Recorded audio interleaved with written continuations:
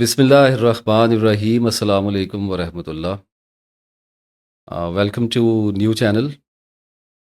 अल्लाह करीम से दुआ है कि इस नए चैनल पे हमें बरकत अता फरमाए और मेरी ज़ुबान को कुशाइश बख्शे कि आपके दिलों की गिरें खोल सकूं।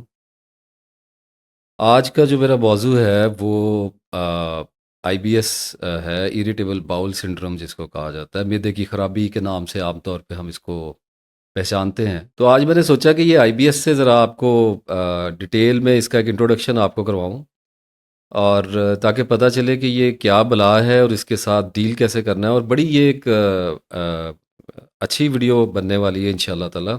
इसलिए आपसे गुजारिश है कि इसको पूरा देखिएगा और इसमें मैं बहुत सारी टिप्स भी बताऊंगा आपको और लाइफस्टाइल की चेंजेस भी बताऊंगा। बहुत सारे सीक्रेट्स भी ऐसे आपके साथ शेयर करूंगा जो इससे पहले इंशाल्लाह ताला अभी तक वीडियो पर यूट्यूब वगैरह पर किसी ने डिस्कस नहीं किए होंगे।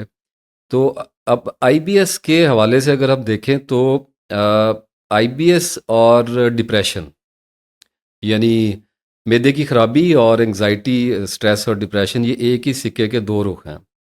और आम तौर पे यूँ होता है कि जिन लोगों को एंजाइटी, स्ट्रेस या डिप्रेशन का इशू है उनका किसी ना किसी स्टेज पे ऑफ लाइफ पे मैदा ख़राब होना ही होता है। और कुछ रेयर लोग मुझे ऐसे नज़र भी आए हैं जिनको आईबीएस है और एंजाइटी स्ट्रेस नहीं, वैसे हो तो नहीं सकता लेकिन रेयर कुछ मैंने देखे हैं, एक दो केसेस ऐसे। और ये भी कुछ हद तक पॉसिबिलिटी मौजूद है कि डिप्रेशन रहे और स्टमक अपसेट ना हो। आम तौर पे जो चलन है, जो एक सिस्टम मैकेनिज्म इसका हम देखते हैं वो यही है कि अगर आपको एंजाइटी, स्ट्रेस या डिप्रेशन होगा तो मैदा ख़राब हो जाएगा। अगर मैदा ख़राब होगा तो कुछ अरसे के बाद एंजाइटी, स्ट्रेस और डिप्रेशन हो जाएगा। तो इसी के हवाले से मैं अभी डिस्कस करता चला जा रहा हूँ और एज़ यूजुअल टाइम मेरे पास थोड़ा था तो मैंने जल्दी जल्दी कुछ नोट्स लिए हैं।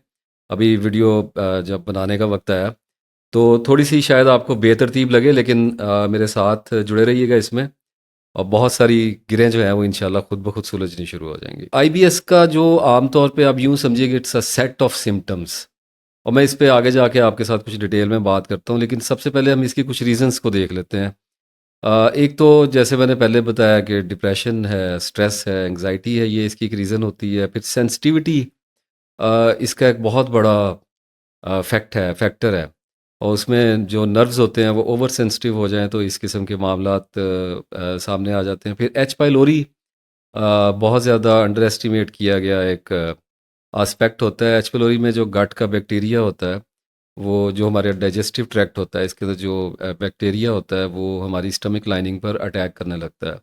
इसके टेस्ट मौजूद हैं। अगर किसी का, अब मैं साथ साथ कुछ सॉल्यूशंस भी देता चला जाऊंगा क्योंकि मैं इसको अब कैटेगराइज नहीं कर सका, मेरे पास वक्त नहीं था इसको।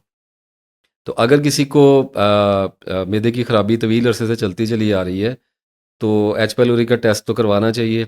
वो करवाने के बाद अगर डॉक्टर डायग्नोस करते हैं एच पाइलोरी है तो उसकी रेडिकेशन होती है, 15-20 दिन का एंटीबायोटिक्स का कोर्स होता है। और ये एक अलग बात है कि बहुत से डॉक्टर्स से मेरी इस मामले में बात भी हो चुकी है और वो ये कहते हैं कि ये दोबारा भी हो जाया करता है। हमारे जो सोसाइटी में हमारी फूड की जो क्वालिटी है और जो हमारा लाइफस्टाइल है और जो हमारे पानी की पाकिस्तान में स्पेशली सूरत हाल है, तो उसमें फिर स्मोकिंग जैसे और भी काफ़ी सारे ड्रिंकिंग अल्कोहल वगैरह इस किस्म के फैक्टर्स होते हैं जिनसे ये दोबारा होने के चांसेस बहुत ज़्यादा होते हैं। लेकिन अगर एच पैलोरी हो गया हुआ है, मुझे तो बल्कि एक बड़े बहुत बड़े हॉस्पिटल के एक बड़े अच्छे डॉक्टर थे, उन्होंने तो ये भी कहा था कि मैं तो इरेडिकेशन के हक़ में भी नहीं हूँ। आप इरेडिकेट करवाएंगे, ट्रीटमेंट करवाएंगे, उसके बाद कुछ देर का आराम आएगा और फिर ये हो जाएगा। लेकिन बहरहाल इलाज की एक अपनी इंपॉर्टेंस है। अगर एच पैलोरी किसी को है तो उसे चाहिए कि इसकी इरेडिकेशन का कोर्स कर ले। इम्यून सिस्टम एक एस्पेक्ट है बहुत बड़ा। लोगों को ऑटो इम्यून डिजीज़ होती है। अब इसका डायग्नोसिस जो है वो थोड़ा कॉम्प्लिकेटेड होता है, बड़ी देर के बाद जाके लोगों को पता चलता है और ये आमतौर पे इतनी कसीर तादाद में लोग नहीं पाए जाते जिनको ऑटो इम्यून डिजीज़ है।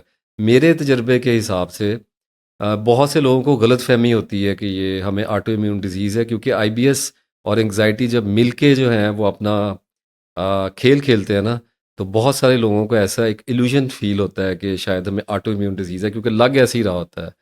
तो इस मामले में डॉक्टर्स रात को भी मैंने कुछ गलत फहमियों में जाते हुए देखा है। लेकिन बहरहाल इस चीज़ को हम बाईपास तो नहीं कर सकते, बताने के लिए तो बताना तो पड़ेगा। फिर फूड इंटॉलरेंस का बड़ा इशू आता है, लैक्टोज़ की इंटॉलरेंस है, और उसके बाद व्हीट एलर्जीज़ वगैरह लोगों को हो जाती हैं, और बहुत सारी चीज़ों से हो जाता है। फूड इंटॉलरेंस के ऊपर मैं एक बात कहना चाहूँगा कि फूड इंटॉलरेंस जो होती है, ये मेरे अपने तजर्बे के मुताबिक परमानेंट नहीं होती है। ये on and off some time बहुत ज़्यादा हो जाती है जिन लोगों को होती है। और जैसे अब किसी को अगर लैक्टोस इंटॉलरेंस है और वो दूध नहीं पी सकता, और वो सारी ज़िंदगी अगर दूध को छोड़े रखे, तो ये अच्छी बात नहीं है। जिन लोगों को लगता है कि उनको फूड इंटॉलरेंस है, पता लग जाता है, आप पीते हैं तो रिएक्शन आता है बॉडी का। अगर फूड छोड़ी हुई है, सर्टेन फूड आपने रोक रखी हैं, तो आपको चाहिए कि 1-2 साल के बाद दोबारा उनको ट्राई करते रहा करें, क्योंकि समटाइम्स ऐसा होता है कि हमारी बॉडी जो है वो हील कर जाती है। यानी ऐसा हो सकता है कि आपको वीट एलर्जीज़ हों और आप बड़ा तवील अरसा उनको ना खाएं, लेकिन आपकी वीट एलर्जी ख़त्म हो चुकी हो। तो ऑन एंड ऑफ अपनी बॉडी को इस मामले में चेक करता रहना चाहिए। और फिर फैमिली हिस्ट्री जो पहले मैं ज़िक्र कर चुका हूँ, कुछ तो आपको बताया, जनरेशन गैप और ये वो स्प्रेशंस, लेकिन उसके साथ साथ फिर जेनेटिक इनहेरिटेंस, जिसका मैं अक्सर ज़िक्र किया करता हूँ। माँ बाप को पीछे अगर फोर फादर्स को ऐसी कुछ चीज़ें चलती चली आ रही हैं, तो उसका कुछ ना कुछ हिस्सा विरासत में मिल सकता है। और फिर मेडिसिन्स, एंटीबायोटिक्स के कोर्स होते हैं, जो antibiotics can wipe out healthy जो बैक्टीरिया होता है, उसको डैमेज कर सकती है। अब दवाई तो लेनी है, लेकिन फिर भी मेरा मशवरा ये होता है कि एंटीबायोटिक्स के बेजा इस्तेमाल से गुरेज करना चाहिए। अगर नज़ला ज़ुकाम खांसी वगैरह हो रही है, इस किस्म की चीज़ें हैं, तो वो कोशिश करनी चाहिए कि बॉडी के इम्यून सिस्टम को उस पे बोझ डालना चाहिए, ताकि वो अपना काम जो है वो करता रहे। और बॉडी में हील करने की बहुत बड़ी कैपेसिटी होती है, मैं बार बार बता चुका हूँ। अच्छा, उसके बाद अब देखें, ये असल में ओवरऑल तो ये होता है कि स्टमक और इंटेस्टाइन के प्रॉब्लम्स के वजह से जो हमें सिम्टम्स आते हैं, उनको हम आईबीएस कहते हैं। लेकिन उसके साथ साथ फिर रिफ्लक्स भी होता है, जिसको गैस्ट्रोइसोफेजियल कहते हैं। आम तौर पे इसको हम एसिड रिफ्लक्स कहते हैं, और अगर ज़्यादा इसको कॉमन टर्म में बात करूँ तो गर्ड का इशू कहा जाता है। और तेज़ाबियत से भी इसको, बहुत सारे लोग इसको तेज़ाबियत के नाम से जानते हैं। ये आम तौर पे खाना खाने के बाद होता है, जैसे कि आप कह लें कि हार्ट बर्न होना शुरू हो जाता है रात को लेटने के बाद। बहुत लोगों को ज़्यादा होते हैं। अच्छा, इसमें ना सिम्टम बहुत ज़्यादा होते हैं। सबसे पहले हम गर्ड को थोड़ा डिस्कस कर लेते हैं। जैसे खाने को निगलते हुए पेन होगी, ऐसे लगेगा लंप है थ्रॉट के अंदर, इस तरह की चीज़ें हो जाती। गला जो है वो सोर थ्रॉट हो जाता है, पक जाता है, गला दर्द करने लग जाता है। चोकिंग होती है लोगों को, खांसी सम टाइम आने लगती है, और स्क्रैचिंग आती है, जैसे ना खनखा के गला साफ करने की कोशिश करते रहते हैं लोग, कुछ लोग बहुत ज़्यादा। ये भी एसिडिटी की वजह से होता है। फिर खट्टे डकार आते हैं। बेसिकली आप यूँ समझिए कि इसोफागस जो हमारा, ये जो पाइप है, हमारी चेस्ट में जा रहा होता है हमारे मैदे के अंदर, इस मैदे के और इस पाइप के दरमियान शुरू में एक जोड़ होता है, जिसको स्फिंक्टर कहते हैं। आई थिंक सो, एलईएस के नाम से भी ज़्यादा कोई याद पड़ता है इसको, मेडिकल लैंग्वेज में कहा जाता है। ये सम टाइम ढीला हो जाता है, ये इसमें कोई फॉल्ट आ जाता है। उसकी वजह से जो एसिड है ना, वो हमारे इसोफागस में आ रहा होता है, और उसकी वजह से हमें बहुत सारे इश्यूज पैदा हो रहे होते हैं। सीने में दर्द हो रहा है, कुछ लोगों को लगता है कि खाना ऊपर आ रहा है, और गले में कुछ अटका हुआ फील होने लग जाता है। इस किस्म की बहुत सारी चीज़ें होने लग जाती हैं। वो लाइनिंग को ख़राब कर रहा होता है, और अगर ये तवील अरसा रहे ना, तो फिर अल्सर्स वगैरह के भी कुछ इश्यूज आ सकते हैं। फिर नौजिया, दिल घबराना लगता है, जैसे वॉमिट की फीलिंग होती है, लेकिन होता नहीं है। और सांस लेने में बहुत लोगों को मसला होने लगता है। तो इसकी दवाई तो आमतौर पे डॉक्टर्स ही बताएंगे, मेरा तो काम नहीं है, आई एम नॉट अ डॉक्टर। लेकिन कुछ आम सी चीज़ें होती हैं, जैसे पीपीआईज होते हैं, प्रोटॉन पंप इनहिबिटर्स होता है। फिर हिस्टामाइन के H2 वगैरह की होती हैं चीज़ें। गैविस्कॉन है, क्राफिल्म है, टैबलेट्स होती हैं चूसने वाली। ओमेप्राजोल हो गया। और पीपीआईज में आ जाती हैं चीज़ें, जो सुबह के टाइम कैप्सूल लेने होते हैं खाना खाने के बाद, एंजाइम्स वगैरह को कंट्रोल करने के लिए, और एसिड्स को नॉर्मल करने के लिए। तो ये तो हो जाता है। फिर अब स्टमक के इशू में अगर हम आ जाएं, तो आप देखें कि पेट का दर्द होने लगता है लोगों को, कुछ भी खा लें तो पेट में दर्द शुरू हो जाती है। और फिर गैस, ब्लोटिंग, बहुत ज़्यादा पेट फूला हुआ रहता है, अफारा हो जाता है, कुछ भी खाएँगे, थोड़ी देर के बाद गैस बन जाएगी, पेट फूल जाएगा, उसकी वजह से उनको बहुत ज़्यादा प्रॉब्लम होने लगती है। फिर डायरिया बहुत बड़ा इसमें एक क्रूअल सिम्पटम है। इसमें इलेक्ट्रोलाइट्स बॉडी के बहुत ज़्यादा वेस्ट होते हैं, और घबराहट हुई है तो डायरिया लग गया है। कुछ खा ली है चीज़, हज़म नहीं हुई तो डायरिया लग गया है। फिर कुछ लोग होते हैं कि जिनको कॉन्स्टिपेशन बहुत ज़्यादा रहती है, और भूख नहीं लगती है। बहुत सारी ऐसी फूड्स आपको ऐसी मिलने लग जाती हैं जो आपको पता चलता है कि आपको डाइजेस्ट नहीं हो पा रही हैं। अच्छा, अब यहाँ पे मैं थोड़ा-सा डिस्कस करना चाहूँगा कि ये जो डायरिया है और कॉन्स्टिपेशन है। देखिए, डायरिया अगर किसी को बार-बार होता है तो एक तो रूट कॉज़ है ना, रूट कॉज़ को तो हम आगे चलते चले जाएँगे और डिस्कस कर लेंगे। लेकिन फ़िलहाल तो इमीडिएट रिलीफ़ के लिए इसबगोल का जो छिलका होता है वो बेस्ट होता है। और उसको आप रात को सोते हुए नरम एक पानी के गिलास में डाल लें, और आप तकरीबन 10-15 सेकंड उसको चम्मच से हिलाने के बाद उसको पी लें, और इससे फ़र्क पड़ता है। अगर ज़्यादा शदीद डायरिया होता है तो फिर मेडिसिन्स लेनी पड़ती हैं, कुछ इमोडियम तरह की चीज़ें। जो भी मैं मेडिसिन बता रहा हूँ इसको डॉक्टर के मशवरे से लीजिएगा। मैं तो सिर्फ़ इसलिए बता रहा हूँ कि मुझे कुछ चीज़ों का पता है। तो कुछ कैप्सूल होते हैं, फ्लैजेल है एक बड़ी कॉमन सी चीज़ है, साथ में इमोडियम हो जाता है। इस किस्म की चीज़ें लोग ले लेते हैं, उससे इमीडिएट रिलीफ़ मिल जाया करता है। अच्छा, अब आ जाते हैं कब्ज़ के ऊपर। कॉन्स्टिपेशन के बारे में बहुत सारी गलतफ़हमियाँ हैं। आम तौर पे लोग समझते हैं कि चूँकि हम इंसानों की नेचर बनी हुई है कि 24 घंटे में अगर बाउल मूव नहीं करता, बाउल की मूवमेंट नहीं होती, तो लोग घबरा जाते हैं, कहते हैं कि हमें शायद कॉन्स्टिपेशन हो गई है। ऐसी बात नहीं है। कॉन्स्टिपेशन अगर आपको 3-4 दिन भी स्टूल पास अगर नहीं होता है, बाउल मूवमेंट नहीं होती है, अगर आपको हाजत नहीं होती, तो इसमें कोई इतनी ज़्यादा फ़िक्र वाली बात नहीं है। कोशिश करनी चाहिए कि 24 आवर्स में एक बार बाउल मूव करे और स्टूल पास हो जाए। लेकिन अगर नहीं होता, तो इसका मतलब ये हरगिज़ नहीं है कि ज़ोर लगाना शुरू कर दे आदमी। एक बात याद रखिएगा, ज़ोर बिल्कुल नहीं लगाना। अगर आपको हाजत नहीं महसूस हो रही है, आपको 1-2 दिन हो गए हैं, वेट कीजिए, रुकिए। और कुछ बातें मैं कहना नहीं चाह रहा था, मतलब अगर 1 हफ़्ता स्टूल पास नहीं होता, तो तब कॉन्स्टिपेशन की कोई मेडिसिन लेनी चाहिए, क्योंकि लैक्सेटिव जो होते हैं, अगर आप इनको बहुत ज़्यादा लेना शुरू कर दें तो अंतड़ियों की मूवमेंट जो है उस पे बहुत बुरा असर पड़ता है, और पानी भी खुश्क हो जाता है। बहुत सारी चीज़ें होती हैं जो डॉक्टर्स को बहुत बेहतर पता होगा। अच्छा, यहाँ पे मैं एक बात आपको बता दूँ, कॉन्स्टिपेशन के लिए मेरी एक पेशेंट से बात हो रही थी, तो उन्होंने एक बड़ी मुझे अजीब चीज़ बताई। मैंने बाद में कुछ लोगों को फिर बताई और उसके बड़े अच्छे रिजल्ट आए हैं। आलू बुखारे का जो जूस होता है, उसको आप अगर पिएँ तो उससे बहुत ज़्यादा फ़ायदा होता है। कुछ और भी चीज़ें हैं, दूध पिया जा सकता है अगर हज़म होता है, रात को नीम गर्म दूध पी लें तो उससे भी बहुत ज़्यादा फ़र्क पड़ता है। पानी ज़्यादा पीना चाहिए। पानी का इंटेक आजकल लोगों का बहुत ज़्यादा कम है, हॉरिबली लोग कम पानी पी रहे हैं। अ, पानी डिटॉक्स करता है, पानी से इलाज करना चाहिए। कम से कम 12-14 ग्लास गर्मियों में जितनी हमारी गर्मी होती है, और वो पीना चाहिए। बहरहाल, कब्ज़ के बारे में ये बात आप याद रखिएगा कि जिन लोगों को कब्ज़ होती है, फॉर एग्ज़ाम्पल दूसरे दिन अगर स्टूल पास हो रहा है, तो कोई बात नहीं, होने दें।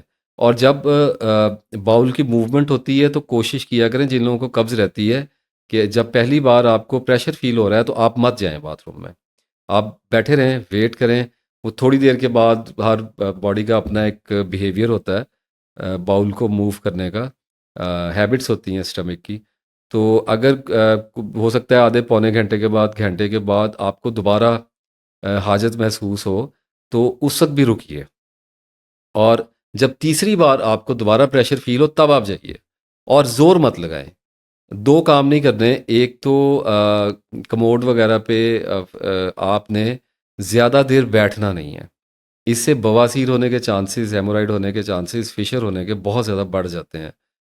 इसकी डिटेल में मैं इस वक़्त नहीं जा रहा, लेंथी हो जाएगा सब्जेक्ट। और दूसरा, आपने ज़ोर नहीं लगाना, ज़ोर लगाएँगे तब भी हेमोराइड होगा, मस्से बाहर आएँगे, प्रॉब्लम हो जाएगा, और एक नई कहानी ज़िंदगी की शुरू हो जाएगी। तो इन चीज़ों से थोड़ा-सा गुरेज़ करने की कोशिश करें, पानी ज़्यादा पिया करें। और जिन लोगों को कॉन्स्टिपेशन रहती है, चाय अपनी कम करें। और आलू बुखारे का मैंने बताया, जैसे वो आप स्मूदी वगैरह उसकी बना के ले लिया करें। एक्सरसाइज किया करें। एक एक्सरसाइज होती है जंपिंग जैक्स, उसको यूट्यूब पे सर्च कर लीजिएगा। वो बिल्कुल हाथ दोनों ऊपर करके और टांगें खोल के जंप लगाना होता है, बड़ी फेमस है, हम सब ने स्कूल्स वगैरह में भी की हुई है। तो वो खाना खाने से पहले, नाश्ता करने से पहले और दोनों खाने मील लेने से पहले, अगर आप 20-20 के 3 सेट अगर आप कर लेते हैं, तो it only takes 3 to 4 minutes और 5 मिनट्स ऑफ योर लाइफ। तो इससे जो हमारी लोअर इंटेस्टाइन है उनके अंदर खिंचाव पैदा होता है। ये वॉक वगैरह करने से और किसी एक्सरसाइज करने से आम तौर पे पैदा नहीं होता। इसलिए इस एक्सरसाइज को जहन में रखिएगा। जिन लोगों को कॉन्स्टिपेशन होती है वो इसको ट्राई करें। पानी के बारे में मैं आपको कुछ बताता चलूँ कि डिहाइड्रेशन आजकल हमारा पाकिस्तानियों का तो इतना बड़ा इशू है कि मेरी जिस भी बंदे से बात होती है मैं उससे पूछता हूँ ना कि आपका पानी का इंटेक कितना है, तो लोग आमतौर पे मुझे गर्मियों में ये बता रहे होते हैं कि 3-4 गिलास पी लेते हैं जी। और सर्दियों में तो 1 गिलास सुबह पी लिया, एक दो शाम को कहीं पी लिया, दैट्स ऑल। इस तरीके से गुजारा नहीं चलता। पानी को पीने का एक मखसूस तरीकाकार है, वो मैं आपको बता देता हूँ। जब आपने सुबह उठना है तो 1 गिलास आप आधा पौना गिलास सुबह पी लें नाश्ते से पहले, कुछ देर पहले जब उठते हैं तो उसके बाद। और फिर नाश्ता करें, नाश्ता करने के आधे पौने घंटे के बाद आप पानी का फिर 1 गिलास पी लें। और उसके बाद आपने कोशिश करनी है कि हर आधे पौने घंटे के बाद आप पानी का 1 गिलास पिएँ। और नोट करें कि आप कितने गिलास पानी पीते हैं तो आपको यूरिन आता है। ये बड़ी इंपॉर्टेंट चीज़ है। यानी ये अगर ये हो रहा है कि आप 6-7 गिलास पानी के पी चुके हैं, आपको 4 घंटे हो गए हैं और आपको यूरिन की कोई ऐसी फीलिंग नहीं आ रही है, और तो ये बड़ी परेशानी वाली बात है। इसका मतलब ये है कि आपकी बॉडी सीवियरली डिहाइड्रेटेड है। होना ये चाहिए। तो अब मैं आपको बताता हूँ कि आपको पता कैसे चलेगा कि अब मेरी बॉडी को मतलूबा पानी मिल गया है या नहीं मिला। तो अगर आप 4-5 घंटे पानी पिएंगे, पौने पौने घंटे के वक्फे से एक एक गिलास पीते चले जाएंगे, तो आपको उसके बाद वॉशरूम जाना पड़ेगा, यूरिन आएगा। जब आप यूरिन करके आएंगे उसके बाद फिर आप आधे घंटे के बाद आधा पौना गिलास पानी का पिएं। तो फिर आहिस्ता आहिस्ता आपको 1-2 गिलास के बाद ये फील होगा कि अब इतना वेट नहीं करना पड़ रहा। अब मैं पानी मैंने पिया है तो मुझे थोड़ी देर के बाद वॉशरूम जाना पड़ गया है। और यूरिन का कलर जो होगा वो शुरू में येलो होगा और डार्क येलो होगा, उसके बाद वो कम होता होता वाइट हो जाएगा। जब ऐसी सूरत हाल हो जाए कि आप पानी पी रहे हैं, आधे पौने घंटे के बाद आधा गिलास आपने पिया और 2 गिलास पीने के बाद आपको फिर यूरिन आ गया, तो इसका मतलब है कि अब बॉडी की नीड जो है वो पानी की, वो पूरी हो गई है। अब आप आगे नॉर्मल रूटीन में जा सकते हैं। फॉर एग्जांपल अगर आपको 6-7 घंटे हो गए हैं इस रूटीन के साथ, तो फिर आप बाकी जो आपका रिमेनिंग डे है उसमें आप नॉर्मल, जब आपको प्यास लगे आप तब पानी पी लें, और फिर सोने से पहले 2 घंटे पहले, 1.5 घंटा पहले आप पानी जो है वो बिल्कुल बंद कर दें। ये आपकी दिन की रूटीन होगी। तो जिन लोगों को आईबीएस है, जिन लोगों को एंग्जाइटी है, डिप्रेशन है, फॉर गॉड सेक अपने पानी के इनटेक को बेटर करना शुरू करें। अच्छा, उसके बाद फिर ये कुछ मामलात होने शुरू हो जाते हैं जब आप आईबीएस में थोड़ा तवील अरसा रहते हैं, जैसे कह लें कि 6 महीने, साल। हर एक के मिजाज पे होता है। कुछ लोग 1.5-1.5, 2-2 साल भी निकाल जाते हैं, कुछ 2-3 महीने में ही परेशान हो जाते हैं।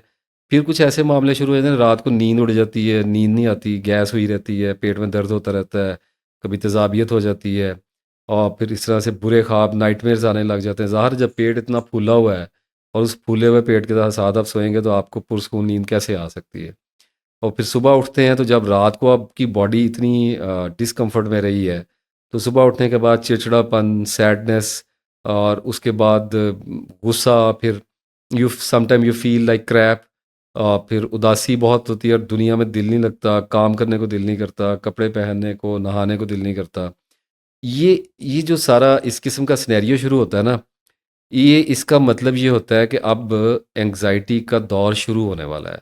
अब वहम आ रहा है, ऐसा-ऐसा माइंड इरिटेट हो रहा है, क्योंकि कांस्टेंट बॉडी में जब सिंड्रोम रहेगा, तो लामहला फ़ोबियाज़ पैदा होंगे और फ़ोबियाज़ पैदा होंगे, वहम और वसावस पैदा होंगे, तो उसके साथ फिर माइंड जो है वो परेशान हो जाएगा, डर जाएगा और फिर एंग्जायटी में और फिर वहाँ से डिप्रेशन में चला जाएगा। ये एक लॉजिकल इसका एंट्रेंस है, इसी तरह से होता है। और यहाँ पर जाके जब आप पहुँचते हैं तो फिर इस सूरत हाल में, इस जगह पे जहाँ पे मैं इस वक्त आपको लेके खड़ा हूँ वीडियो में, यहाँ पर आपको देखना चाहिए कि आपके विटामिन्स की क्या सूरत हाल है। मैं यहाँ पे दो विटामिन्स को डिस्कस करूँगा, एक विटामिन B12 और एक विटामिन डी। ये जो दोनों विटामिन्स हैं ये बहुत बड़े रिस्पॉन्सिबल हैं, क्योंकि देखिए हो क्या रहा है कि जब खाना हज़म नहीं हो रहा, जब एंजाइम्स डिस्टर्ब हुए हुए हैं, जब एसिडिटी हो रही है, रिफ्लक्स हो रहा है, बहुत ज़्यादा दर्दें हो रही हैं, गैस्ट्राइटिस हुआ हुआ है, ब्लोट कर रहे हैं बहुत ज़्यादा, तो इसका मतलब है कि विटामिन्स की सिक्रीशन भी ठीक तरह से नहीं हो पा रही है, और फिर आदमी डर जाता है, चीज़ें खानी छोड़ देता है, लोग गोश्त छोड़ देते हैं, दूध लेना छोड़ देते हैं, डेयरी से भाग जाते हैं।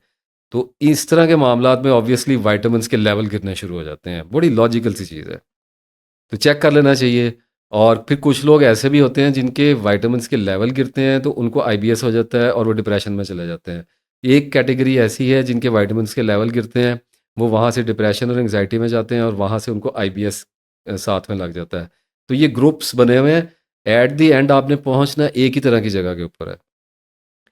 अच्छा, अब इसके लिए टेस्ट होता है, ब्लड वर्क है, ऑब्वियसली ब्लड का टेस्ट होता है। एक तो आपको अपना एचबी वगैरह चेक कराना चाहिए, WBC, blood count, white blood cells, red blood cells, इनका आपको काउंटिंग चेक करनी चाहिए। आपका एचबी किधर है, हेमोग्लोबिन कहाँ खड़ा हुआ है, वो आपको पता होना चाहिए। और उसके साथ विटामिन B12 का और विटामिन डी का test is must to do, I am telling you. याद रखिए मेरी बात को। और ये जो टेस्ट है ना, ये अब मैं यहाँ पे नाम नहीं ले सकता, जो अच्छी लेबॉर्ट्रीज़ हैं, जो पाकिस्तान में रिप्यूटेबल लेबॉर्ट्रीज़ हैं, जो बड़े इदारे हैं, अब तो हर शहर में उनकी ब्रांचेस बन गई हुई हैं, छोटे शहरों में भी कलेक्शन सेंटर्स बने हुए हैं। आप किसी छोटी लेबॉर्ट्री से टेस्ट ना करवाइएगा, पता नहीं है क्या रीडिंग दे देते हैं, अक्सर रीडिंग्स गलत निकलती हुई मैंने देखी हैं। तो अच्छी जगह से करवाएं। आमतौर पे कितने का होगा, 3,000 3500 का एक टेस्ट होता है, 7 8 हज़ार में आपके टेस्ट हो जाएंगे दो। और जब ये टेस्ट आपके सामने आए तो मैं आपको कुछ आइडिया दे देता हूँ। बेसिकली मैं फिर एक दफ़ा रिपीट कर रहा हूँ कि कंसल्ट योर डॉक्टर, और टेस्ट लेके डॉक्टर के पास चले जाएं। ये ओवर द काउंटर हो जाते हैं टेस्ट, आप लेबॉर्ट्री में जाके बताएंगे तो आपको टेस्ट कर देते हैं। अब इनके अगर लेवल कम आने हैं तो वो किस किस्म के आने हैं, जो है विटामिन B12, अगर तो ये 200 250 से नीचे आ रहा है, कम आ रहा है, तो आप बॉर्डर लाइन से नीचे गिर गए हुए हैं। मतलब अब जो बड़ी लेबॉर्ट्रीज़ भी हैं पाकिस्तान में, उनकी रीडिंग में थोड़ा सा फ़र्क पाया जाता है। अब आई डोंट नो वो क्यों है, लेकिन फिर भी आप ओवरऑल एक आइडिया रखिएगा कि अगर आप 200 से नीचे चले गए हुए हैं तो आप डेफिशिएंट हैं। साथ में मेजरमेंट लिखी होती है, स्केल लगे होते हैं कि 0 से लेके इतने तक होनी चाहिए, आप डेफिशिएंट हैं या नहीं है। बड़ी सिंपल सी रीडिंग होती है। अगर फिर भी आपको समझ नहीं आती, लेबॉर्ट्री के टेक्नीशियन से पूछ लीजिए या आप अपने डॉक्टर के पास चले जाइए, दे विल टेल यू। और अगर आपका इससे ऊपर जा रहा है तो फिर ठीक है, फिर ये तो हम इसका स्कोप तो आउट कर देंगे। लेकिन अगर कम आ गया, और विटामिन डी जो है वो मेरा ख्याल है 15 से या 12 से शायद नीचे हो तो डेफिशिएंट होता है। अब तो मुझे तो बड़ी देर हो गई कराए हुए। अगर कम आया है तो उसके लिए भी बड़ा सिंपल सा सलूशन है, सनी डी वगैरह के विटामिन डी के कैप्सूल मिल जाते हैं। उनको आपने मिल्क शेक में या दूध में डाल के पी लेना होता है। वो वीक में एक बार ले लें जब डेफिशिएंसी के हिसाब से, और उसको 2 3 महीने लें, उसके बाद 1 महीना छोड़ें, फिर अपना टेस्ट करवाएं। अगर थोड़ा सा बेहतर लग रहा है तो 2 3 महीने के बाद दोबारा ले लें। और विटामिन डी के बारे में मैं आपको एक बात बता दूं, विटामिन डी जो है ये सिर्फ सूरज की रोशनी से मिलता है, सन के एक्सपोजर से। और यही आप बाहर यूरोप वगैरह में चले जाएं, जिन मुल्कों में ठंड बहुत ज़्यादा पड़ती है, विंटर रहता है ऑलमोस्ट, तो वो विटामिन डी का जो है, उनका जो कुकिंग ऑयल्स वगैरह होते हैं उसमें विटामिन डी होता है। अब तो हमारे पाकिस्तान में भी ये ट्रेंड चल गया है, हर कुकिंग ऑयल के ऊपर विटामिन डी लिखा हुआ है। लेकिन इससे कोई ज़्यादा फ़र्क आमतौर पर इतना पड़ता नहीं है। अगर विटामिन डी कम है तो उसको आप मेडिसिन से पूरा करें। और जब सर्दियाँ आ जाएँ, याद रखने वाली बात ये है कि जब सर्दियाँ आ जाएँ तो आपने करना ये है कि सुबह 8 बजे से लेके 10 बजे तक की जो धूप होती है सर्दियों की, छत पे चले जाना है। और विटामिन डी जो है ना वो लिम्स से आता है, यानी ये इस वाली बॉडी को अगर आप धूप लगवाएंगे तो इससे कुछ ज़्यादा विटामिन डी जो है वो एक्सट्रैक्ट नहीं हो करती बॉडी। बॉडी करती है यहाँ तक, अगर आपने बनियान वगैरह पहनी हुई है तो बाजुओं से, और आपके घुटनों के जो जोड़ वगैरह हैं, जो आपकी टांगें, यानी नीकर वगैरह अगर पहना हुआ है, तो अगर आप अपनी छत पे बैठ जाएं सूरज की तरफ मुंह करके, तो वो जो सुबह की 2 घंटे की धूप होती है, ये नहीं कि आप दोपहर के टाइम बैठे हैं, उससे कोई खास फर्क नहीं पड़ता, बल्कि वो तो अल्ट्रा वायलेट होता है, थोड़ा नुकसानदेह भी होता है, सनस्क्रीन के बगैर नहीं ये काम करना चाहिए। लेकिन जो सुबह की धूप है, नर्म धूप जिसे कहते हैं, वो सुबह अगर 8 बजे निकल रही है, 9 बजे, आधा घंटा भी अगर आप बैठ जाएँ तो वो बहुत सफिशिएंट होता है। डेली बैठना चाहिए, जब जब सर्दियों की धूप अवेलेबल हो, दस्तयाब हो जाए, आप धूप में बैठें जाके। शलवार कमीज़ पहनी हुई है, ट्राउज़र पहना हुआ है तो अपनी बाजू चढ़ा लें, और अपना जो आपकी पैंट्स वगैरह हैं उनको आप घुटनों से ऊपर कर लें, और जोड़ों पे आप धूप लगने दें। इससे बहुत ज़्यादा फ़र्क पड़ता है। और ये दोनों विटामिन्स जो हैं ये डिप्रेशन के बहुत बड़े रिस्पॉन्सिबल होते हैं। डी के सिम्पटम्स भी डिप्रेशन, एंग्जायटी से काफ़ी हद तक उसी में फ़ॉल कर जाते हैं, और विटामिन बी 12 की तो आप बात ही ना करें। ये तो यूँ समझिए कि अच्छे भले आदमी को अगर आप डेफिशिएंट हो गए हैं तो पागल करने के लिए काफ़ी है। अगर विटामिन बी 12 कम आया है तो थोड़ा-सा ट्रिकी है, बता देता हूँ, डॉक्टर से कंसल्ट कर लीजिएगा। और पूरी दुनिया में एक ही तरह का इलाज है, थोड़ा जापान और कोरिया वगैरह में थोड़ा-सा शायद डिफरेंट हो, लेकिन आम तौर पे स्टैंडर्ड एक ही तरह का होता है कि एक ही इंजेक्शन होता है इसका, और टैबलेट्स भी होती हैं। एक ही मैथ्यूकोबाल इसको कहते हैं, मैथ्यूकोबालविन के नाम से होता है, और सस्ता ही है, मेरा ख़्याल अब भी कोई 150-200 से शायद ऊपर का नहीं होगा। अगर विटामिन बी 12 कम आया है तो लोडिंग शॉट्स लगती हैं। थोड़ा-सा गौर से मेरी बात को सुनिएगा। अगर कोई आदमी या औरत खातून मेरी बात सुन रही हैं और विटामिन बी 12 जो है वो 100 पे है, 90 पे है, 120 पे है, किसी इस तरह की सूरत हाल है, तो ट्रीट करना पड़ेगा। उसके लिए इंजेक्शन लगेंगे। मैं टैबलेट के ज़्यादा हक़ में नहीं हूँ, क्योंकि जिन लोगों को एंग्ज़ायटी है, जिन लोगों को आईबीएस के इश्यू चल रहे हैं, वो टैबलेट लेंगे, और टैबलेट लेने के बाद वो चूँकि डाइजेस्टिव सिस्टम से होके गुज़रेगी, तो उसने और नचाना है, बॉडी उसके ऊपर रिएक्ट करेगी। तो अगर तो गोली आपको होती है, डाइजेस्ट होती है, खा के देख लीजिए एक बार। उसकी फिर डॉक्टर से कंसल्ट कर लीजिए, सुबह, दोपहर, शाम, या सुबह, शाम वो टैबलेट लेनी पड़ती हैं, तवील अरसा लेनी पड़ती हैं। उससे जो डेली की आपकी विटामिन बी 12 की जो नीड है वो पूरी होती रहती हैं। लेकिन इंजेक्शंस को मैं बहुत ज़्यादा रिकमेंड करूँगा। लोडिंग शॉट्स, जो इन इंजेक्शन का नुकसान कोई नहीं है, ये विटामिन्स होते हैं, आप इसको जितना भी ज़्यादा लें, ये ज़्यादा बॉडी इसको रखती नहीं है अपने पास। इसको यूरिन से इजेक्ट कर देती है, जितना उसको चाहिए उतने उसने अपने पास रखना है। तो इसका मसल में लगता है इंजेक्शन, आईवी नहीं होता, आईएम होता है। और ये इंजेक्शन लगेगा ऐसे कि पहले हफ्ते में 1 दिन छोड़ के 1 इंजेक्शन लगेगा। यानी 1 इंजेक्शन अगर आज लगा है तो अगले दिन छुट्टी होगी, उससे अगले दिन फिर इंजेक्शन दूसरा लगेगा, और उससे अगला दिन ऑफ करेंगे और फिर तीसरा इंजेक्शन लगेगा। और इसके बाद 2 दिन ब्रेक आएगा, कोई इंजेक्शन नहीं होगा, ये 1 वीक का हो गया आपका। और उसके बाद फिर 1 दिन छोड़ के 1 इंजेक्शन, और 3 लगेंगे, यानी 3 1 वीक में लगेंगे और 3 1 वीक में लगेंगे। तो ये टोटल हो जाएँगे 6 इंजेक्शंस। ये होती हैं लोडिंग शॉट्स। मैं फिर एक बार आपको याद करवा रहा हूँ कि अपने ओन पे ना कीजिए, डॉक्टर का मशवरा, डॉक्टर की अपनी जगह है। मैं उस जगह को लेने की कोशिश नहीं कर रहा, मैं सिर्फ़ आपको एक अवेयरनेस दे रहा हूँ। मेरा मकसद यहाँ पे बैठ के टोटके या दवाइयाँ बताना नहीं है। मेरा मकसद आपको ट्रीटमेंट के बारे में अवेयर करना है कि अगर आपके विटामिन गिर गए हैं, अगर आपके विटामिन, कुछ लोगों को तो पता ही नहीं होगा कि उनके साथ ये प्रॉब्लम हो गया है, और जिन लोगों को पता है मैं उनको बताने की कोशिश कर रहा हूँ कि इसके इलाज में सुस्ती ना करें और अपने ट्रीटमेंट की तरफ जाएँ। बड़ा ईज़ी इलाज होता है, और वो एक दिन इस बाजू में लगवा लें, दूसरे दिन इस बाजू में लगवा लें, जगह चेंज करते रहें, तो वो लग जाते हैं। उसके बाद फिर आम तौर पे ये होता है कि सम टाइम डॉक्टर्स रिकमेंड करते हैं कि आप वीक में 1 लगवा लें, अगर बहुत ज़्यादा नीचे गया हुआ है, 50 पे है, 40 पे है, 100 पे पड़ा हुआ है, तो आप 1 वीक में 1 लगवा लें। 2-3 महीने लगवाएँ, उसके बाद आप 1 महीना उसको गैप दें, ब्रेक करें, ना लगवाएँ, और फिर अपना दोबारा टेस्ट करवाएँ। यानी फिर आपको पता चले, जब दोनों को आप कंपेयर करें कि पहले वाली रिपोर्ट्स ये थी, अब रीडिंग ये आई है। अगर आपका विटामिन बी 12 जो है वो आ गया हुआ है, 250 पे आ गया है, 300 पे आ गया है, तो फिर 1-2 महीने, 3 महीने का गैप दे लें, और उसके बाद फिर आप इंजेक्शन लगवा लिया करें। और उसके बाद लोडिंग शॉट लगवाने की ज़रूरत नहीं है, वो इमरजेंसी एक ट्रीटमेंट होता है कि बॉडी में जो भी कमी चल रही है विटामिन्स की, वो बॉडी को एक लोडिंग शॉट्स दे दीजिए, ताकि जितना उसको विटामिन चाहिए है वो उसको ले ले। और उसके बाद फिर ऑन एंड ऑफ आप यूँ समझें कि वीकली 1 लगा लिया, 2-3 महीने लगाया, फिर छोड़ दिया 1 महीना। कांस्टेंट इसलिए नहीं लगाना, कुछ लोग तो लगाते भी हैं कांस्टेंट, डॉक्टर पे डिपेंड करता है वो क्या आपको सजेस्ट करते हैं, लेकिन मेरे तजुर्बे में ये बात आई है कि कांस्टेंट लगाने से 2 चीज़ें सामने आती हैं। ये नुकसान तो कोई भी नहीं होता है इसका, लेकिन इफ़ेक्ट्स, साइड इफ़ेक्ट के तौर पे मैं 2 बातें अर्ज़ करना चाहूँगा। एक तो ये आती है कि वज़न कुछ लोगों का बढ़ता है और मेजॉरिटी का जो है वो वज़न इससे गिरता है। और मैं यहाँ पे आपको वार्न कर रहा हूँ, क्योंकि जो ख़वातीन होती हैं उनको वेट लॉस का बड़ा चस्का होता है। सॉरी टू से सम टाइम थोड़ा-सा वर्ड्स की क्वालिटी मेरी लो हो जाया करती है। तो वेट लॉस के लिए इसको यूज़ मत करें। ये कोई तरीका नहीं है, क्योंकि अगर आपको ज़रूरत नहीं है तो आप ऐसी कोई चीज़ इस्तेमाल ना करें।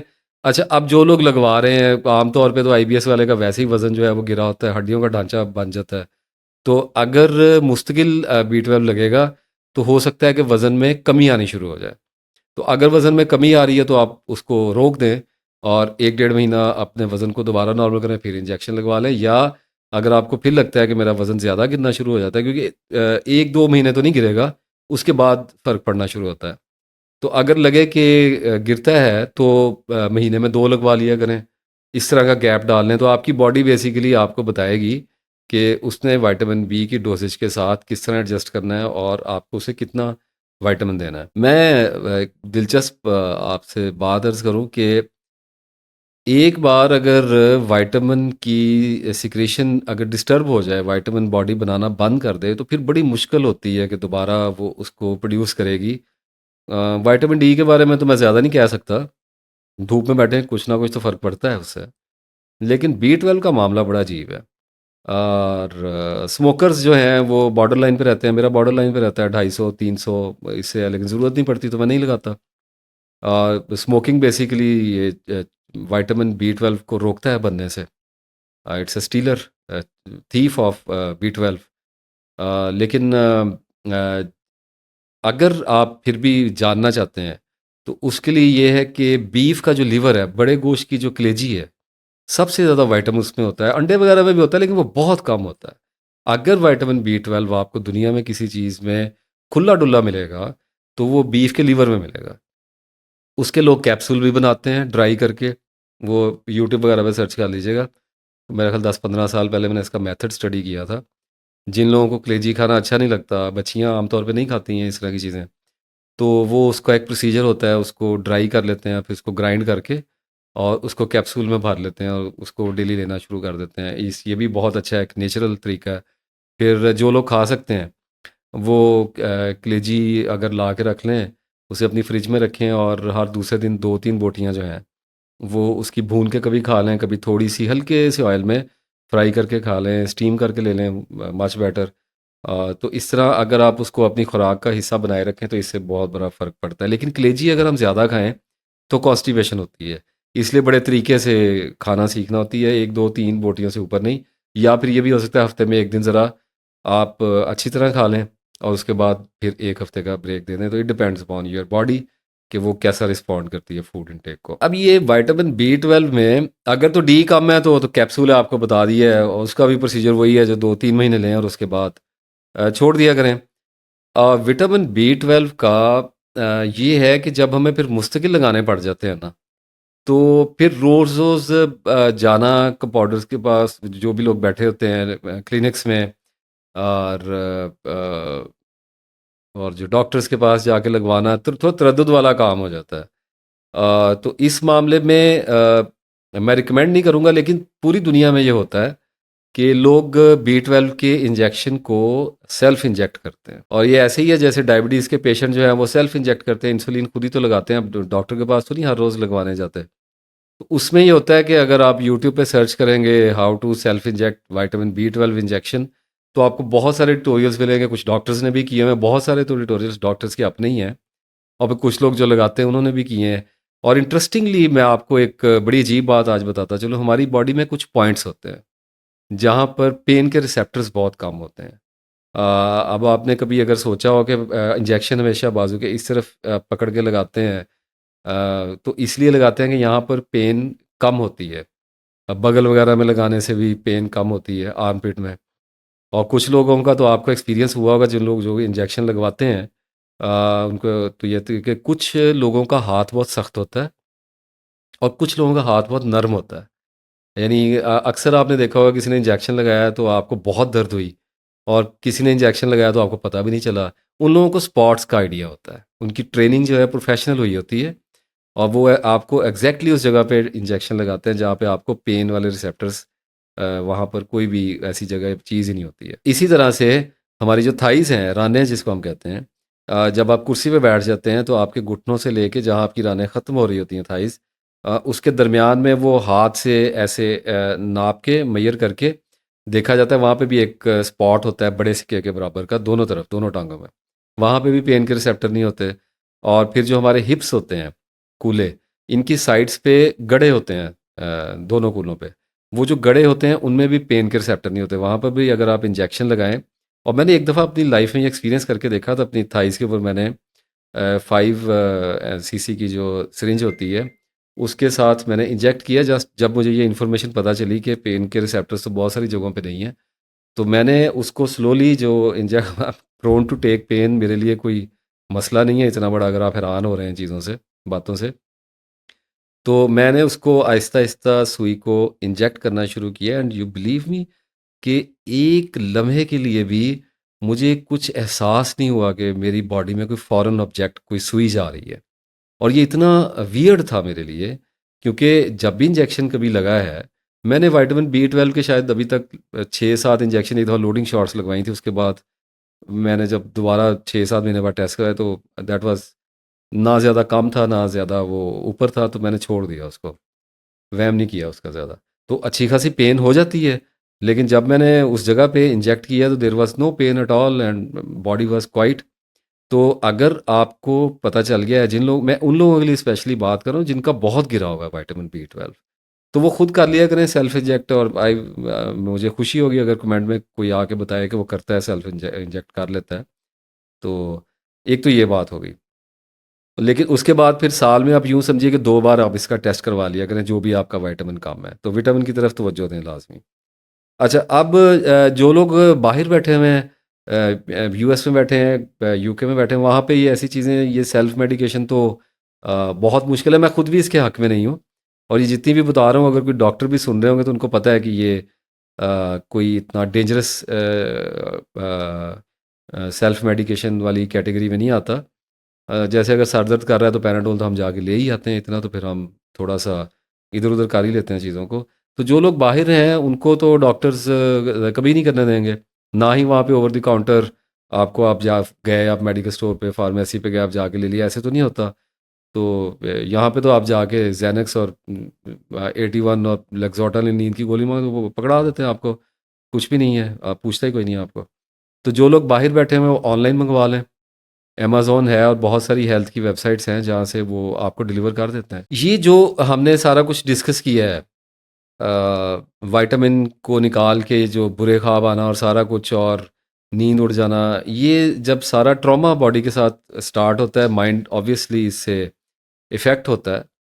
तो इस सारे घन चक्कर के नतीजे में फिर एंग्जायटी हो जाती है, डिप्रेशन हो जाता है, क्योंकि जो आईबीएस वाले पेशेंट होते हैं ना, वो हर वक्त सोचते रहेंगे अब मैंने ये खा लिया तो मुझे ये हो जाना है, मैंने ये पी लिया तो मुझे ये हो जाना है, मैंने रात को लेटना है तो मुझे गैस हो जाती है, ये फूड मुझ पे क्या करती है, वो फूड मुझ पे क्या करती है, ये मैं दूध पी लूँ तो मुझे ऐसे कर देता है, चीनी खा लूँ तो मुझे ऐसे कर देती है। तो वो बहुत ज़्यादा वहम और वसवसे के नतीजे में एंग्जाइटी का शिकार हो जाते हैं, जो कि ऑब्वियसली फिर आखिरकार डिप्रेशन पे जाके बात उनकी रुकती है, और इसका फिर जो अंजाम होता है वो फिर फाइनली नींद की गोली से शुरू होता है।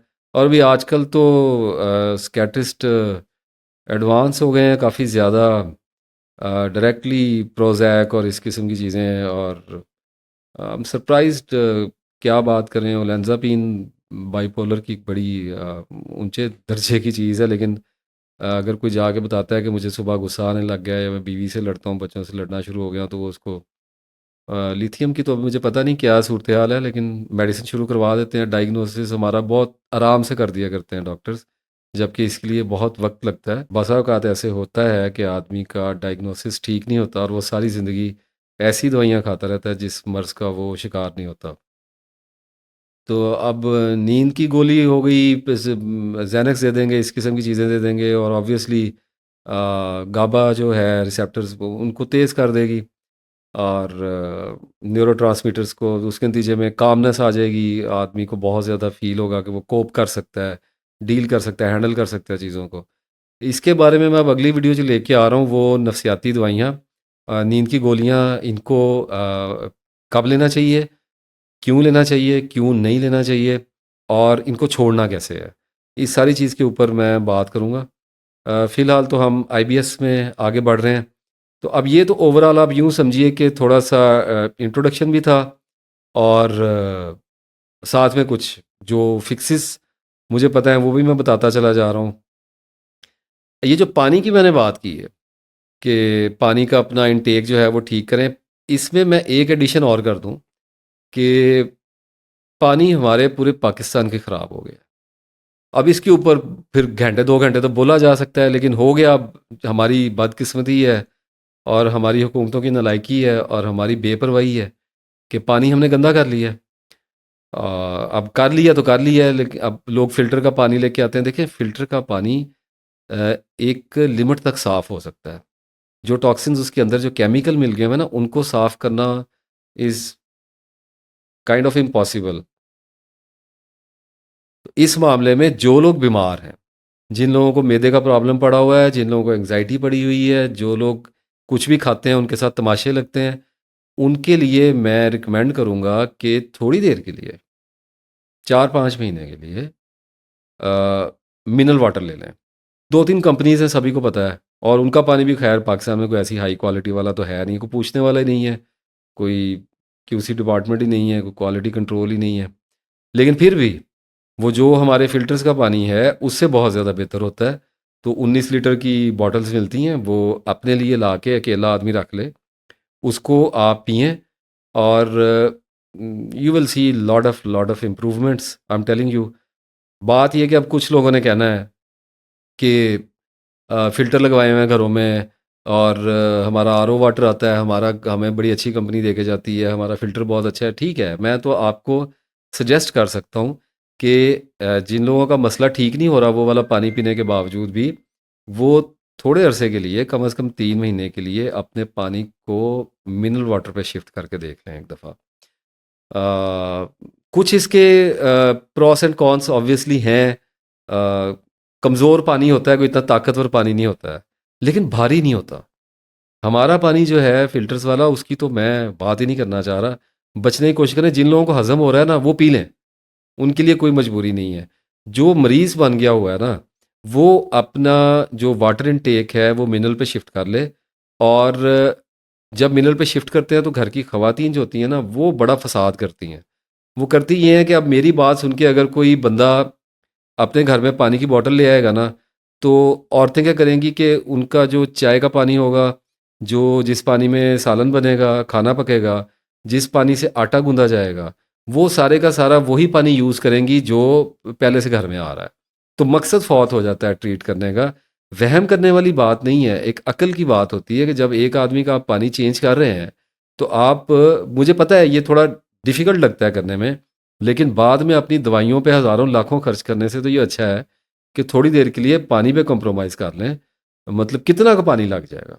यानी अगर एक आदमी अपने लिए 19 लीटर की बॉटल लेके आ गया है, और अगर आप घर के सालन में थोड़ा-सा 1-2 प्याली, 1-2 कप पानी अगर वो डाल देते हैं, चावल उबल रहे हैं तो उसमें 4-5 गिलास आपके डल जाएँगे। ये ज़्यादा से ज़्यादा बिगेस्ट इनटेक होगा आपके पानी का। चाय में कितना डलना है? 1-2 कप डाल लेंगे पानी के, और क्या होगा? अगर आप इतना अफ़ोर्ड कर लें, तो ये बाद में जो दवाइयों पे पैसे लगते हैं और टेस्टों पे पैसे लगते हैं और एंडोस्कोपियों पे और कोलोनोस्कोपियों पे जो पैसे लगाते हैं, 50-50 हज़ार, लाख-लाख, 2-2 लाख रुपए के ट्रीटमेंट होते हैं, और इसके अलावा जो फिर नफ़सियाती अमराज़ की दवाइयाँ लेनी हैं, और घरों में पागल बन के फिरना है, और ड्रामे करने हैं इतने बड़े, और ट्रेजेडियों का एक पूरा खेल खेलना है, उससे अच्छा नहीं है कि एक मिनरल वाटर की बॉटल लेके हम रख लें। ट्राई करके देखें। अगर आपको नज़र आए कि आपको बहुत ज़्यादा फ़र्क पड़ रहा है, तो फिर जारी रखिए, और अगर आपको लगता है फ़र्क नहीं पड़ रहा तो उठा के फेंक दीजिएगा, ना ना लीजिएगा, उससे कौन-सा कोई नुकसान होना है। और दोबारा अपना फ़िल्टर वाला पानी शुरू करें, लेकिन 3 महीने मैं रिकमेंड करूँगा जिन लोगों को प्रॉब्लम रहती है, स्पेशली कॉन्स्टिपेशन का मसला और पेट दर्द वगैरह का, गैस का मसला रहता है, वो अपने पानी को शिफ्ट करें।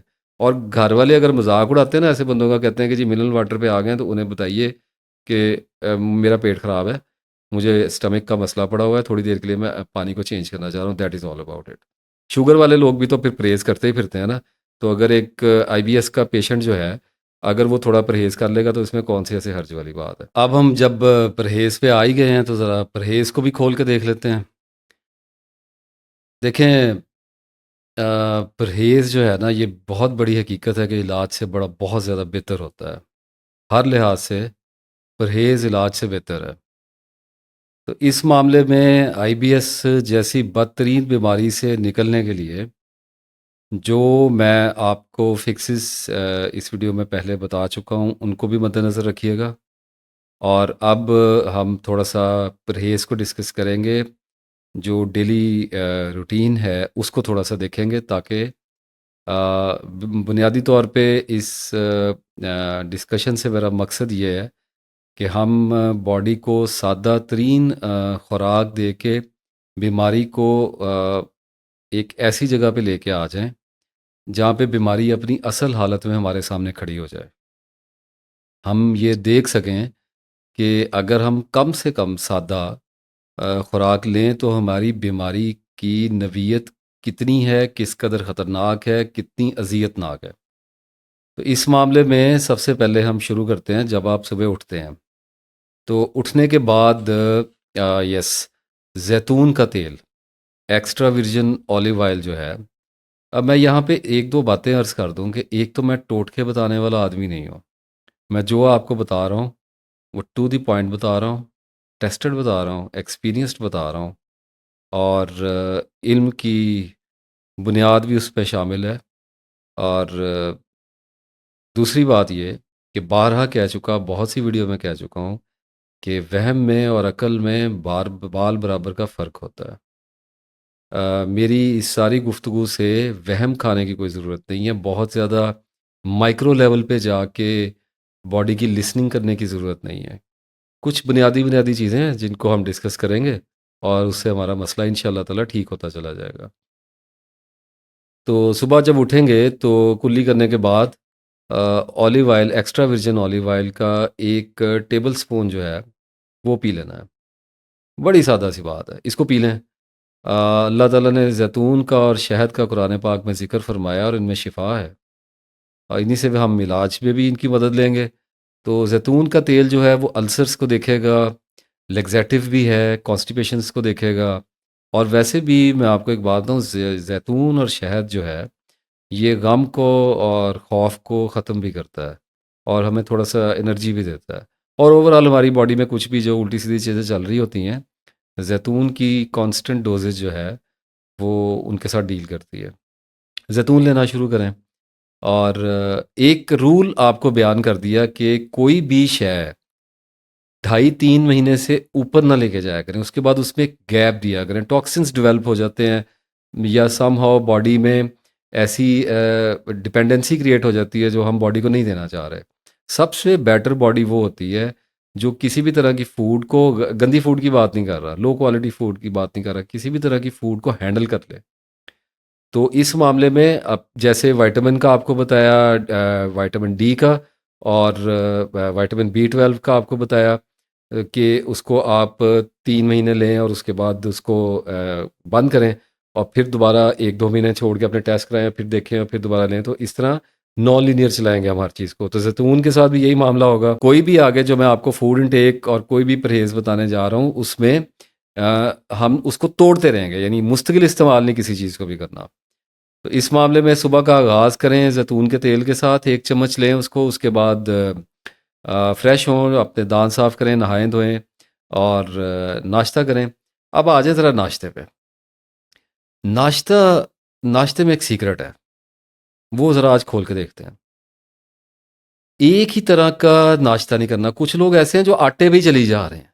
तो सुबह भी रोटी है, दोपहर भी रोटी है, रात भी रोटी है। पर मुझे पता है कि हमारे मुकद्दर में रोटी है, लेकिन बात ये है कि उसको कहीं न कहीं पे तोड़ना चाहिए। और ये उन लोगों के लिए है जिन लोगों को प्रॉब्लम आया हुआ है। जो लोग ठीक चल रहे हैं, चलते रहें, उनको कोई परवाह। जब आप ठीक चल रहे होते हैं तो खामखा वहम में जाने की ज़रूरत नहीं है। सबसे पहले करेंगे ये कि आपका जो नाश्ता होगा वो पराठा बंद हो जाएगा। पराठे अगर लेने हैं तो बुरे ख्वाब आने हैं। पराठे अगर लेने हैं तेज़ाबियत रहनी है। पराठे अगर लेने हैं तो गैस्ट्राइटिस रहना है, ब्लोट करना है आपने, आपको चक्कर आने हैं, आपको गुस्सा आना है, आपके साथ ये सारे काम होने हैं।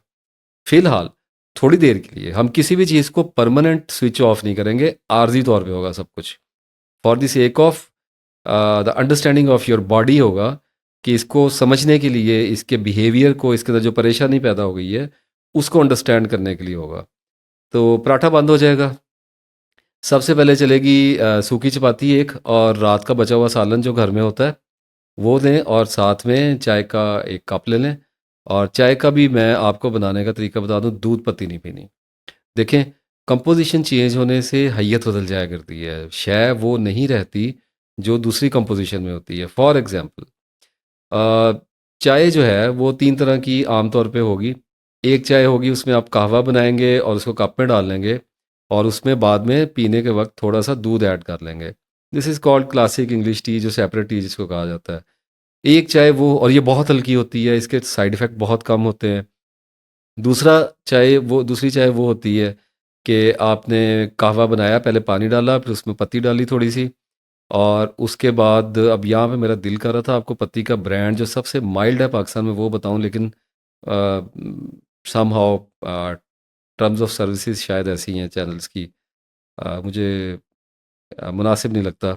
और कंपनीज की तशहीर भी होती है वो, कुछ लोग शायद समझते हैं पैसे लिए होंगे, इसलिए उसको रोकता हूँ। अच्छी पत्ती इस्तेमाल करें। जो हाईएस्ट ग्रेड की दो पत्तियाँ पाकिस्तान में आती हैं, एक का नाम एस से शुरू होता है, एक का नाम एल से शुरू होता है। और उसमें जो एल से जिसका नाम शुरू होता है उसको यूज़ करने की कोशिश करें, और एस वाली और स्पेशली टी वाली, इनसे बचें। कड़क जो होती है ना चीज़ें, वो फिर कड़ाके निकालती हैं आदमी के।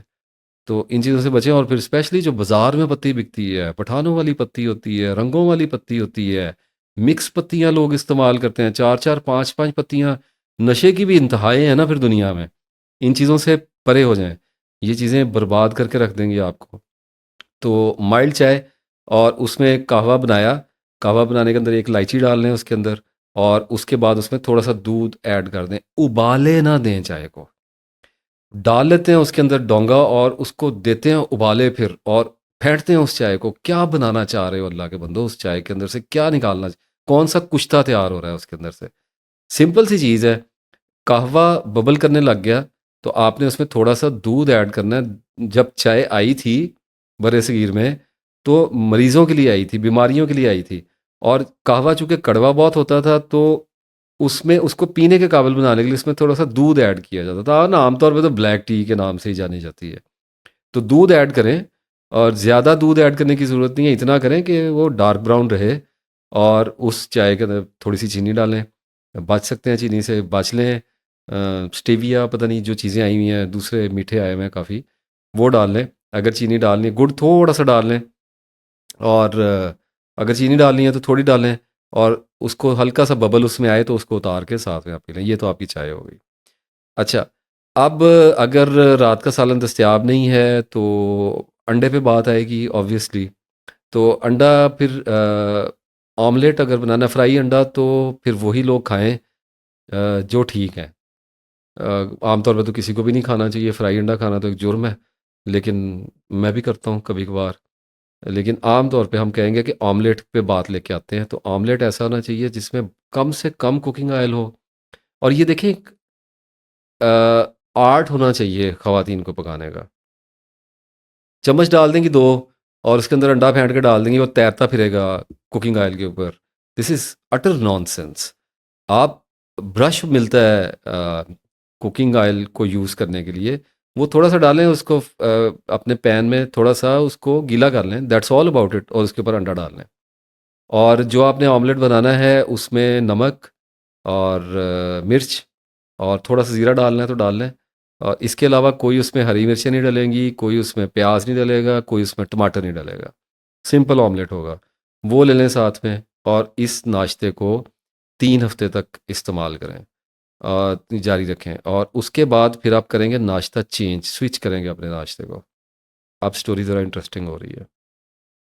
जब आप नाश्ता स्विच करेंगे तो ब्राउन ब्रेड पे आ जाएंगे। दूसरी ब्रेड जो आम ब्रेड होती है मिल्की, और जो दूसरी, इससे थोड़ा सा परहेज़ ही करें, ये बेहतर नहीं होती है, स्टिक हो जाती है जाके अंदर और बहुत ख़राबी करती है। ब्राउन ब्रेड ले लें। जो लोग बड़े शहरों में रहते हैं और भी बहुत सारी ब्रेड्स अवेलेबल हैं उनको, लेकिन आम तौर पे ब्राउन ब्रेड ले लें।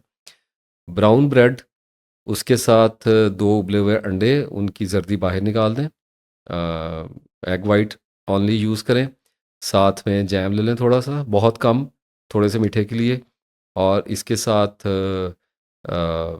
मक्खन यूज़ किया जा सकता है बहुत कम क्वांटिटी में, अगर सूट नहीं करता तो फिर ना करें। और इसके साथ थोड़ा सा आप यूँ समझें शहद लगाया जा सकता है इसके ऊपर, अच्छा होता है। और साथ में चाय का 1 कप हो जाएगा। फिर 2-3 हफ्ते इस नाश्ते को यूज़ करें, फिर नाश्ता स्विच होगा।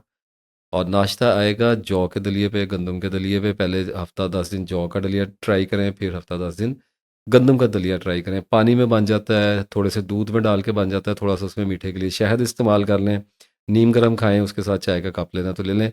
अगर आपको उबला हुआ अंडा जो है, बॉयल्ड एग लेने को दिल कर रहा है, साथ में वो ले लें।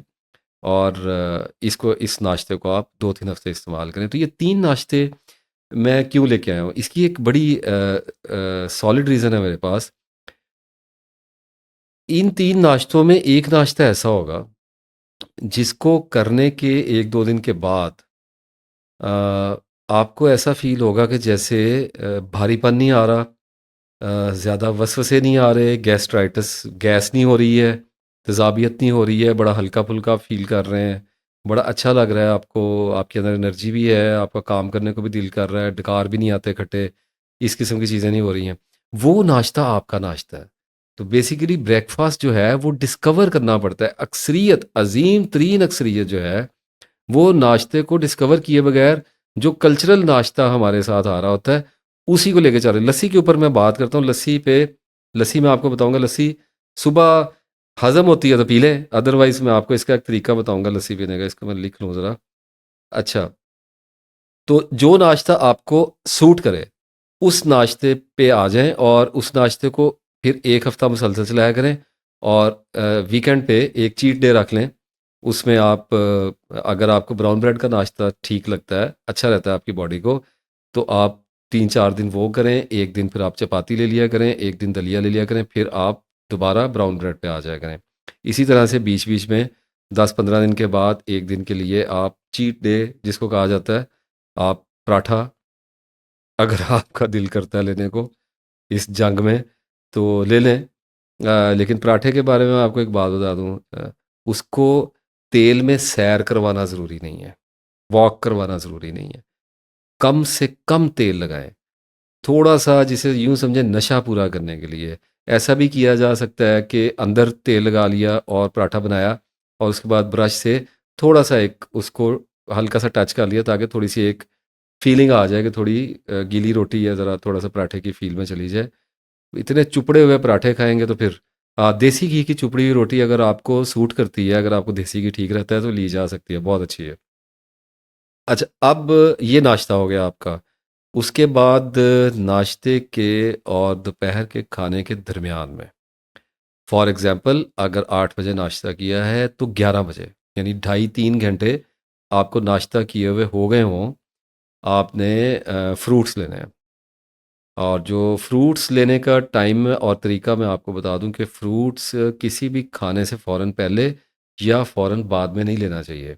फ्रूट हमेशा 2 मील्स के दरमियान में 2.5-3 घंटे का जब वक्फ़ा हो, ये when you are in the mid of your 2 meals, तब तब आप फ्रूट लें। और फ्रूट्स को मिक्स नहीं करना चाहिए। अगेन उन लोगों से मैं बात कर रहा हूँ जिनको प्रॉब्लम है। जिनको नहीं है, कॉकटेल बनाएँ, खाएँ मज़े से जैसे मर्ज़ी खाएँ। जिन लोगों को प्रॉब्लम है वो एक टाइम में 1 फ्रूट लें। और फ्रूट लेने के बाद उसको थोड़ा देख लिया करें, अगर कोई फ्रूट तंग कर रहा है उसको दोबारा ना लें। और सबसे बड़ी सेफ्टी जो होती है ना फ्रूटिंग में, वो ये होती है कि सीज़नल फ्रूट लें। जिस सीज़न का फ्रूट आया हुआ है, उसका मतलब ही ये है कि बॉडी को उस विटामिन की ज़रूरत है, तो अल्लाह ने वो भेजा है। तो आप वो लेंगे तो बॉडी को नेचुरली वो रिफ्रेशिंग भी रहेगा और वो डाइजेस्ट भी होगा। अब सर्दियों में विटामिन सी है, तो माल्टा पड़ा हुआ है, वो आप ले लें। इसी तरह अब हब्स का मौसम है तो हमें मैंगो चाहिए तो आप मैंगो उसको ले लें, उसमें कौन सी बात है। अच्छा, अब उसके बाद आ गया दोपहर का खाना। दोपहर का खाना डिपेंड करता है आपके ऊपर कि आप दोपहर को खाना पसंद करते हैं या नहीं। कुछ लोग होते हैं जो सुबह और शाम को खाना पसंद करते हैं। अगर आप ऐसे लोगों में शामिल हैं तो आप वेजिटेबल्स का सैलेड बना लें, प्याज ले लें, गाजर ले लें, टमाटर थोड़ा सा ले लें, थोड़ा सा उसमें आप खीरा डाल लें और उसमें 1 चम्मच सिरका छिड़क के वो आप थोड़ी सी काली मिर्च डाल के आप उसको खाएं। और अगर आपका खाना खाने को दिल करता है तो एक डेढ़ सूखी चपाती के साथ आप सालन ले लें। जो लस्सी पीने का जो टाइम है और तरीका है वो ये है कि दोपहर का खाना खाने के साथ लस्सी लिया करें। इस लस्सी को बनाने का एक तरीका होता है। ये मीठी लस्सी की मुझे समझ नहीं आती है। लस्सी तो होती है चाटी वाली, जिस जो तुरश लस्सी होती है, वो अगर सुबह भी लें तो ठीक है, लेकिन नींद आने लग जाती है, दिन मुश्किल हो जाता है गुजरना। अवेलेबल है तो पी लें, आदत होगी कुछ लोगों को तो वो पिएँ। दही लिया जा सकता है, जिन लोगों को आदत है सुबह ले लें, अगर तंग करता है तो ना लें। अच्छा, दोपहर की लस्सी मैं रिकमेंड करूँगा। उसमें ये कि जब आपने खाना खाया है तो उसके बाद 1 ग्लास, जो पानी पीने वाला आम हमारा ग्लास होता है, उसमें 1 हिस्सा पानी डालें। फॉर एग्ज़ाम्पल हम अज़्यूम करते हैं ग्लास के 3 हिस्से हैं। 1 हिस्सा आप पानी का डालेंगे, 1 हिस्सा आप दूध का डालेंगे और 1 हिस्सा दही का डालेंगे। और उसके बाद चम्मच से आप उसको हिलाएँगे, स्टीयर करेंगे, इस तरह से स्टीयर करेंगे कि उसकी जो फुटकड़ियाँ होती हैं, जो क्या कहते हैं, फुटकड़ियाँ ही होती हैं, जो उसके पीसेस होते हैं दही के, वो उनको ख़त्म नहीं करना आपने। बस शरबत की तरह आपने थोड़ा-सा हिला के उस लस्सी को पीना है और उसके बाद आप उसके इफ़ेक्ट्स देखिएगा, वो आपकी डाइजेशन में कितनी हेल्प आउट करेगा। बाकी लस्सी फिर अपनी प्रेफ़रेंस पे है। सुबह के टाइम आपने अगर बांदर लस्सी खानी है और अगर आपने पराठे लस्सी खाने तो वो फिर आप खाएँ। फिर आप अगर आपने वो खानी होती तो फिर ये वीडियो ना देख रहे होते आप। दोपहर का खाना खाने के बाद फिर दोपहर के टाइम फॉर एग्ज़ाम्पल हम फिर अज़्यूम करते हैं आपने 1 डेढ़ बजे लंच कर लिया। 3 साढ़े 3 या यूँ समझ लीजिए, अगर 2 बजे तक लंच हुआ है तो 5 साढ़े 5 यानी कि असर के वक़्त आप एक नॉर्मल गिलास पानी में शहद का 1 चम्मच डाल के उसको शरबत की तरह पिएँ। अगर गर्मियाँ बहुत ज़्यादा हैं तो थोड़ा-सा ठंडा पानी ले लें, ज़्यादा ठंडा नहीं होना चाहिए, इतना ठंडा होना चाहिए कि फ़र्क बख्श हो, अच्छा लगे पीने को। और अगर सर्दियाँ हैं तो गर्म नहीं होना चाहिए, नॉर्मल पानी होना चाहिए। शहद ख़ालिस ढूँढने की कोशिश करें, बड़ी मक्खी का हो, छोटी का हो, it doesn't matter at all. थोड़े से फ़र्क पड़ते हैं, इतने ज़्यादा नहीं पड़ते। और याद रखिएगा, शहद इस्लामी या गैर इस्लामी नहीं होता। शहद इस्लामी या गैर इस्लामी नहीं होता। ये मैं एक लीड छोड़ के जा रहा हूँ। बिज़नेसेस हो रहे हैं आजकल, इस्लामी शहद और इस किस्म का शहद, तो धोखा ना खाया करें। शहद असल ढूँढने की कोशिश करें। अगर मिल जाए तो ठीक है, अगर फिर भी कोई गारंटी तो नहीं ले सकते किसी से भी, फिर भी अपनी कोशिश करने के बाद जैसा भी शहद है उसको सुन्नत समझ के इस्तेमाल करें। अल्लाह ताला बचा लेगा, फिर कुछ ना कुछ तो दुनिया में खाना है, करें क्या फिर अब? वो आप पी लें। उसके बाद फिर रात का खाना आ गया। अच्छा, एक इसमें और चीज़ होती है, जो दोपहर की चाय है, अगर आप चाय पीते हैं, वो बेनिफिशियल है। स्पेशली अगर चाय के साथ कुछ लिया जाए। मैं आपको एक राज़ की बात बताऊँ कि चाय फ़ायदा देती है अगर आप उसको किसी शै के साथ लें, किसी खाने वाली सॉलिड चीज़ें, बिस्किट हो गए, निम्को थोड़ी-सी हो गई अगर अच्छी बनी हुई है, और समहाउ फ्रूट के साथ भी, फ्रूट के साथ भी। और कब्ज़ का एक मुझे आपको मैंने एक चीज़ बतानी है, इसके बाद बताता हूँ। अच्छा, और सैंडविच ले लें, उसके साथ चाय ले लें, थोड़ा-सा सैंडविच, आधा सैंडविच ले लिया, क्लब सैंडविच घर का बना हुआ अच्छा सैंडविच ले लें। और भी काफ़ी चीज़ें हो सकती हैं जो इस वक़्त मुझे याद तो नहीं आ रही हैं, लेकिन चाय के साथ ली जाती हैं। कुछ लोग तो फ्रूट के साथ भी चाय ले लेते हैं, आई डोंट नो, लेते हैं, अच्छा लगता है उनको, लेकिन फ़ायदा देती है। चाय जब किसी खाने वाली शय के साथ लेंगे, यानी अगर आपने बिस्किट के साथ लिया तो फ़ायदा देती है, बॉडी को लगती है जाके, सेहत देती है।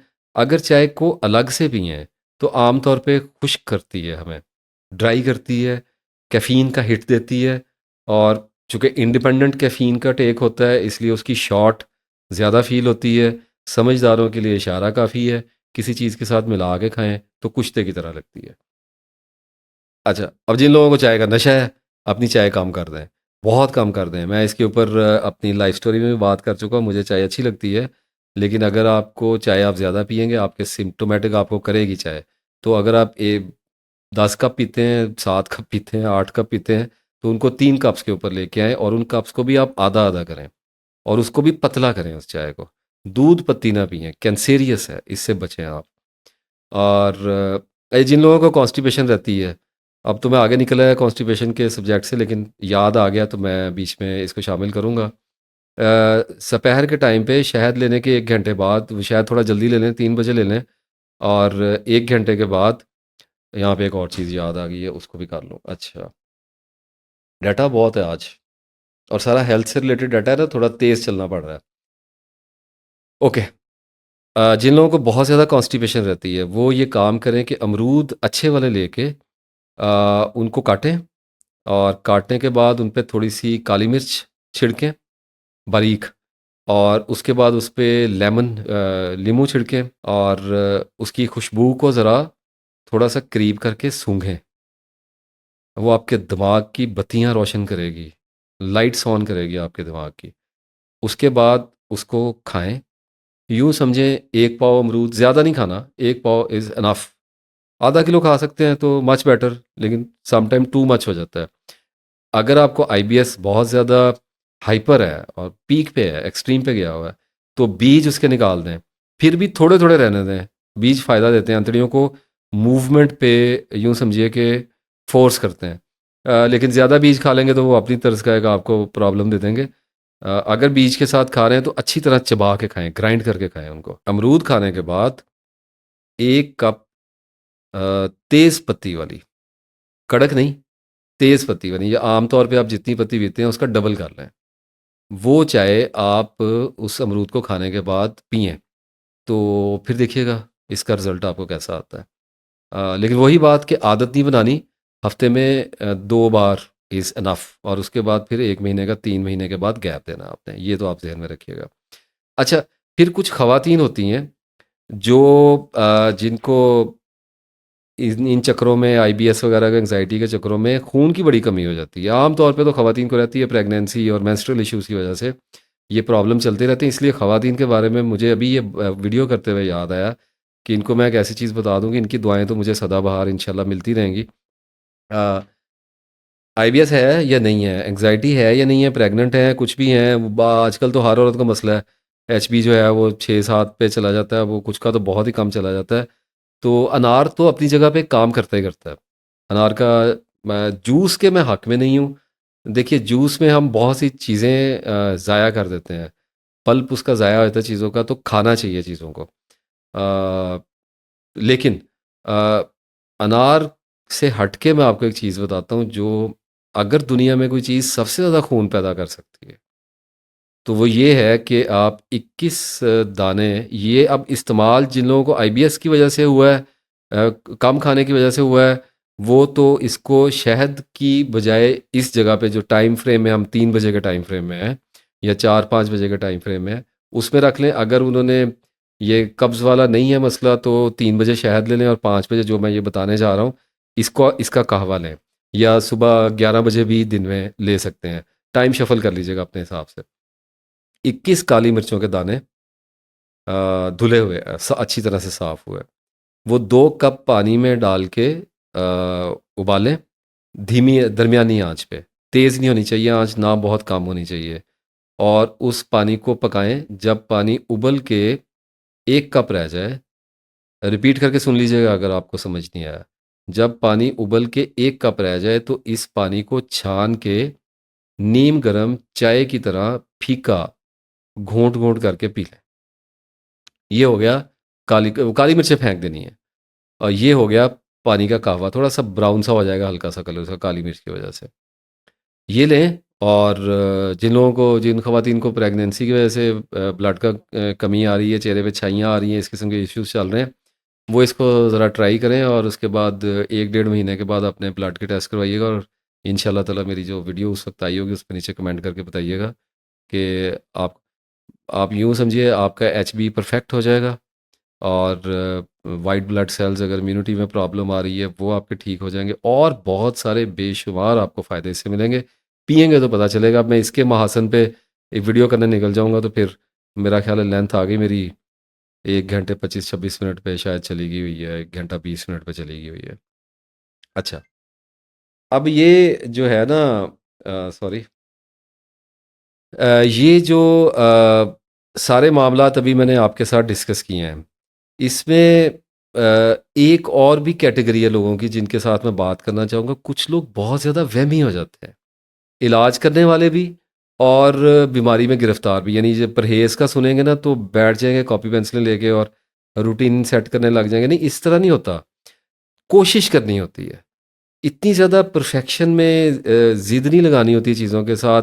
हर चीज़ को गिनने बैठ जाना, उसको तोलने बैठ जाना, नापने बैठ जाना, स्टडी करने बैठ जाना कि मैंने दूध पी लिया तो ये हो गया। पहले भी अर्ज़ किया, तो अपने आप को एक बैलेंस प्रोफ़ाइल पे रखा करें।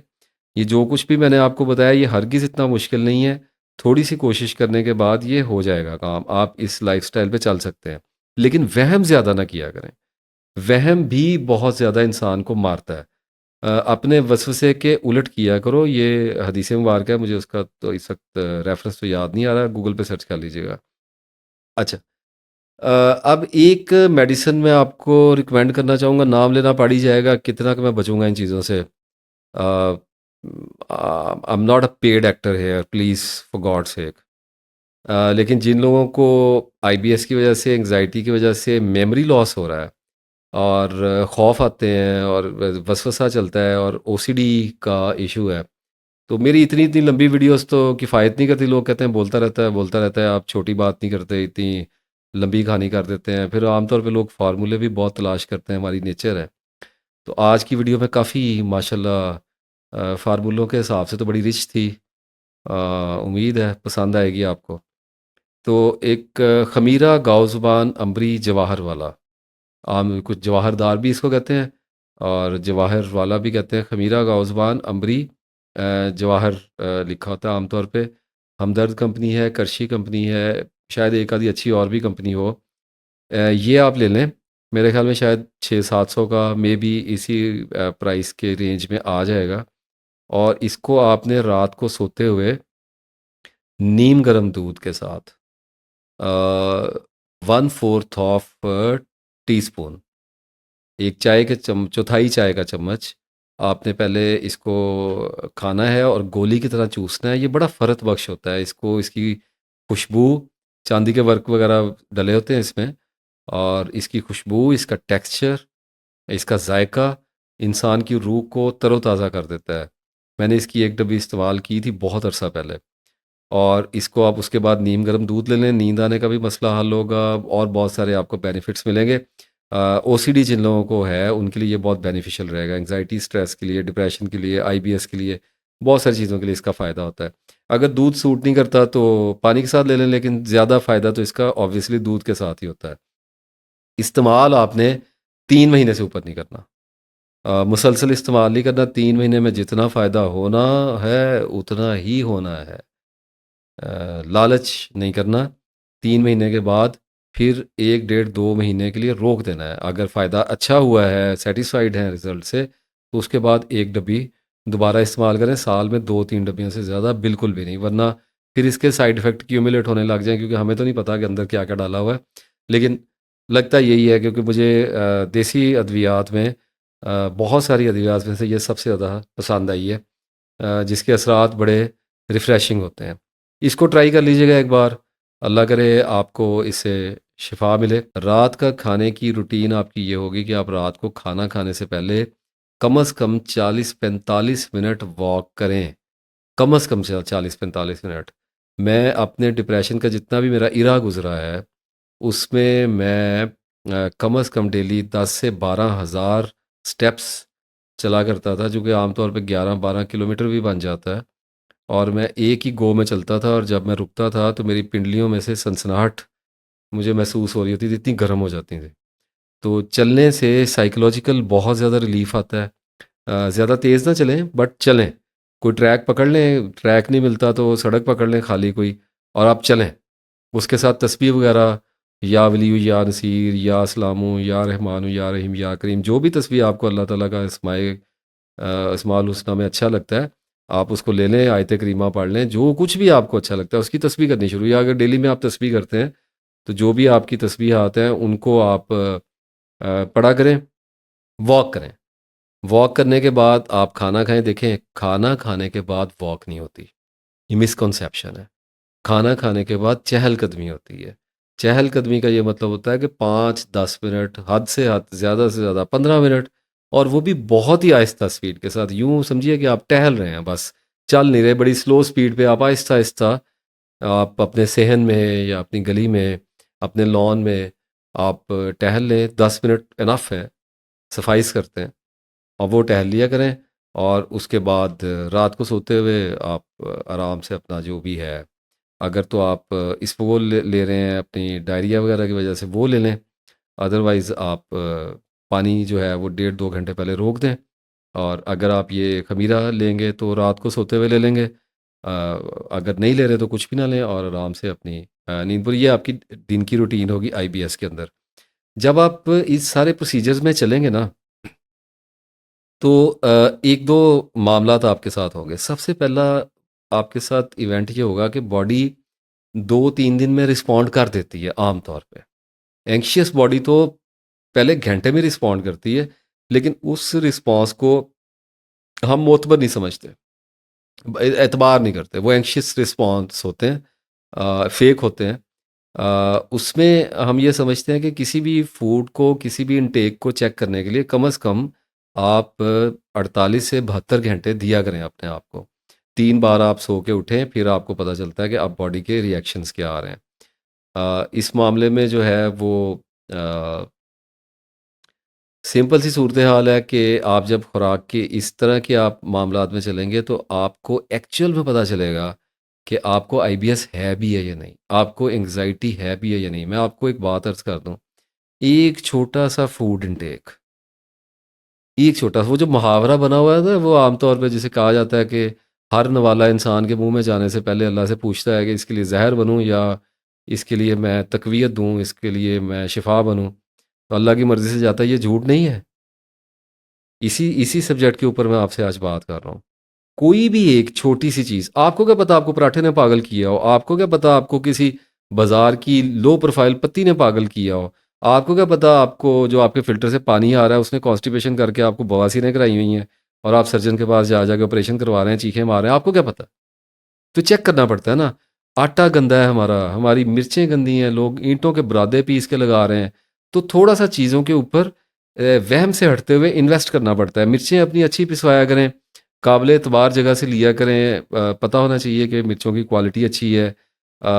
आपकी काली मिर्च अच्छी होनी चाहिए। अच्छा, ये जिन लोगों के घरों में मसाले वाले डब्बे हैं, बिरयानी मसाले, कढ़ाई मसाले, मछली मसाले, बारबेक्यू मसाले, जिन लोगों की हांडियों में ये बलाएँ डलती हैं ना, उन लोगों ने घरों में गोल-गोल चक्कर काटने हैं, ये मैं आपको बता दूँ। उन्होंने रोना-पीटना है, एक-दूसरे के साथ ड्रामे करने हैं, एक-दूसरे के बाल नोचने हैं, उन्होंने अपनी रज़ाइयों में घुस-घुस के रोना है, कभी उनको जिन नज़र आने हैं, कभी उनको ख्वाब में चुड़ैलें नज़र आनी हैं, कभी उन्होंने डिप्रेशन की दवाइयाँ खानी। उन घरों में ये तमाशे होने हैं। डब्बे अपने किचन से उठा के बाहर फेंकें। और ये जो टेस्ट के पीछे हम लोग पागल हुए हैं ना, इसको थोड़ा-सा छोड़ने की कोशिश करें। ग्रेस नहीं है इंसानों की। लज़्ज़त के पीछे इतना भागना इंसान की ग्रेस नहीं है। सादा खुराक पे रहें। और कभी 15-20 दिन के बाद महीने में एक बार बिरयानी बनाने को दिल किया, अब नहीं बनती औरतों से घरों में सारा दिन मिर्चें पीसती रहें बैठी, वो जो भी उसकी होती है रेसिपीज़। तो महीने में एक बार अगर आपको कोई बिरयानी मसाला अगर आपने डाल लिया थोड़ा-सा, अगर कौरमा मसाला आपने बहुत थोड़ा-सा डाल लिया है, मैं ख़वातीन से बात कर रहा हूँ, चम्मच भर-भर के उंडेलने की क्या ज़रूरत है? अगर आप कोई कढ़ाई बना रही हैं घर में, तो आप उसका हाफ़ ऑफ़ द हाफ़ क्यों नहीं यूज़ कर लेते हैं for the sake of yourself, for the sake of taste. अगर इतना ही गुज़ारा मुश्किल हो गया है, तो तब मैं जाके कहता हूँ कि अच्छा लीस्ट तो इतना अगर करना है तो फिर कोई रुकने वाला तो है नहीं, तो कर लें। लेकिन अगर आप आए दिन अपने घरों में मसाले डालती हैं और आपके घर में मर्द जो हैं वो पागल हुए फिर रहे हैं, तो आप मसाले घरों से बाहर निकालें। ये आपको करना पड़ेगा। उसके साथ-साथ ये जो हमारा कल्चर बना हुआ है पिज़्ज़े का, बर्गर का और ये जो बारबेक्यूज़ का, हमारा हमें ना बहुत ज़्यादा लत लगी हुई है इन चीज़ों की, स्पेशली कोल्ड ड्रिंक्स। मुझे कोल्ड ड्रिंक बड़ा पसंद है, मैं आपको बताता हूँ। लेकिन 10 साल हो गए हैं, मैंने कोल्ड ड्रिंक का पूरा ग्लास कभी नहीं पिया। यानी अभी इस वक़्त मेरे पास गिलास ही नहीं है मेरी टेबल पे। वाओ! अच्छा, एनीवेज़, तो अगर एक ग्लास है ना पूरा, तो आप इतना सा कोल्ड ड्रिंक ले लें। महीने में कभी आपका दिल कर गया है, कभी आपने कोई बिरयानी खा ली है, पाए शाए खा लिए हैं, कभी आपका कोई बंदा चीट डे तो होता है, आदमी के अंदर कुछ चीज़ें तो रहती हैं। अगर आपका दिल कर गया है तो आप बहुत थोड़ा अपनी ज़ुबान का जायका बदलने के लिए आप बहुत थोड़ा सा ड्रिंक ले लें। आप कहीं होटल पे चले गए हैं, कहीं किसी ने आपके आगे रख दिया है, तो आप यूँ समझें कि 100% अगर ड्रिंक की बॉटल है ना, तो आप 10% उसमें से ले लें, 15% ले लें, बाकी छोड़ दें। क्या ज़रूरत है उसको भर-भर के पीने की? अगर आपके सामने पिज़्ज़ा आ गया है, तो उसके 3 स्लाइस, 4 स्लाइस ठूँसने की ज़रूरत क्या है? आप उसमें से 1 स्लाइस ले लें, 1 स्लाइस का भी हाफ स्लाइस करके ले लें, प काम हो गया पूरा। अगर आपने बर्गर आपके सामने पड़ा हुआ है इतना बड़ा, तो आप उसको बीच में से कटवा के उसका एक पीस आप खा लें, उसमें कौन सी हर्ज वाली बात है? कभी-कभार आदमी कर लेता है, हमें बाहर जाना पड़ता है, तो बाहर तो ये चीज़ें चल रही हैं। तो अपने आप को थोड़ा रोकना सीखें। ये चीज़ें आपकी बीमारी को 100% फ्लेयर करती हैं, मैग्नीफाई करती हैं। मैं फिर एक दफ़ा क्लियर कर रहा हूँ, जिन लोगों को कुछ नहीं है मेरी तरफ से जो मर्ज़ी खाएँ, वो उनका प्रॉब्लम है। एक होता है हेल्थ कॉन्शियस होना, अच्छी बात है, जो लोग हैं दे आर लकी, मैं तो नहीं हूँ। तो जब मुझे हेल्थ के प्रॉब्लम आए तो मैं इन चीज़ों की तरफ मुतवज्जो हुआ हूँ और मैं आपको बता रहा हूँ, मुझे आईबीएस भी डायग्नोज़ किया गया, मुझे क्लिनिकल डिप्रेशन डायग्नोज़ किया गया, बाइपोलर डायग्नोज़ किया गया, एंग्ज़ायटी डायग्नोज़ की गई, मुझे स्लीपिंग पिल्स दी गई, पता नहीं क्या-क्या किया गया। मैं आगे लाइफ़ स्टोरी बयान की, अभी तो लाइफ़ स्टोरी में तो 2% भी नहीं बताया, उसके ऊपर भी बैनर लगाना पड़ गया कि लोग डर ही ना जाएँ, वहम खाते हैं, कॉपी करना शुरू कर देते हैं। मिमिक करना शुरू कर देते हैं, हमारे साथ भी ये होगा, हमारे साथ भी ये होगा। इतना बच के तो बताया। तो बात ये है कि मैं फूड इनटेक से अपने आप को कंट्रोल करता-करता एक ऐसी जगह पे लेके आ गया जहाँ पे आईबीएस को मैंने नंगा कर दिया। कपड़े उतार दिए उसके। अब उसके पास है क्या है? कुछ भी नहीं है।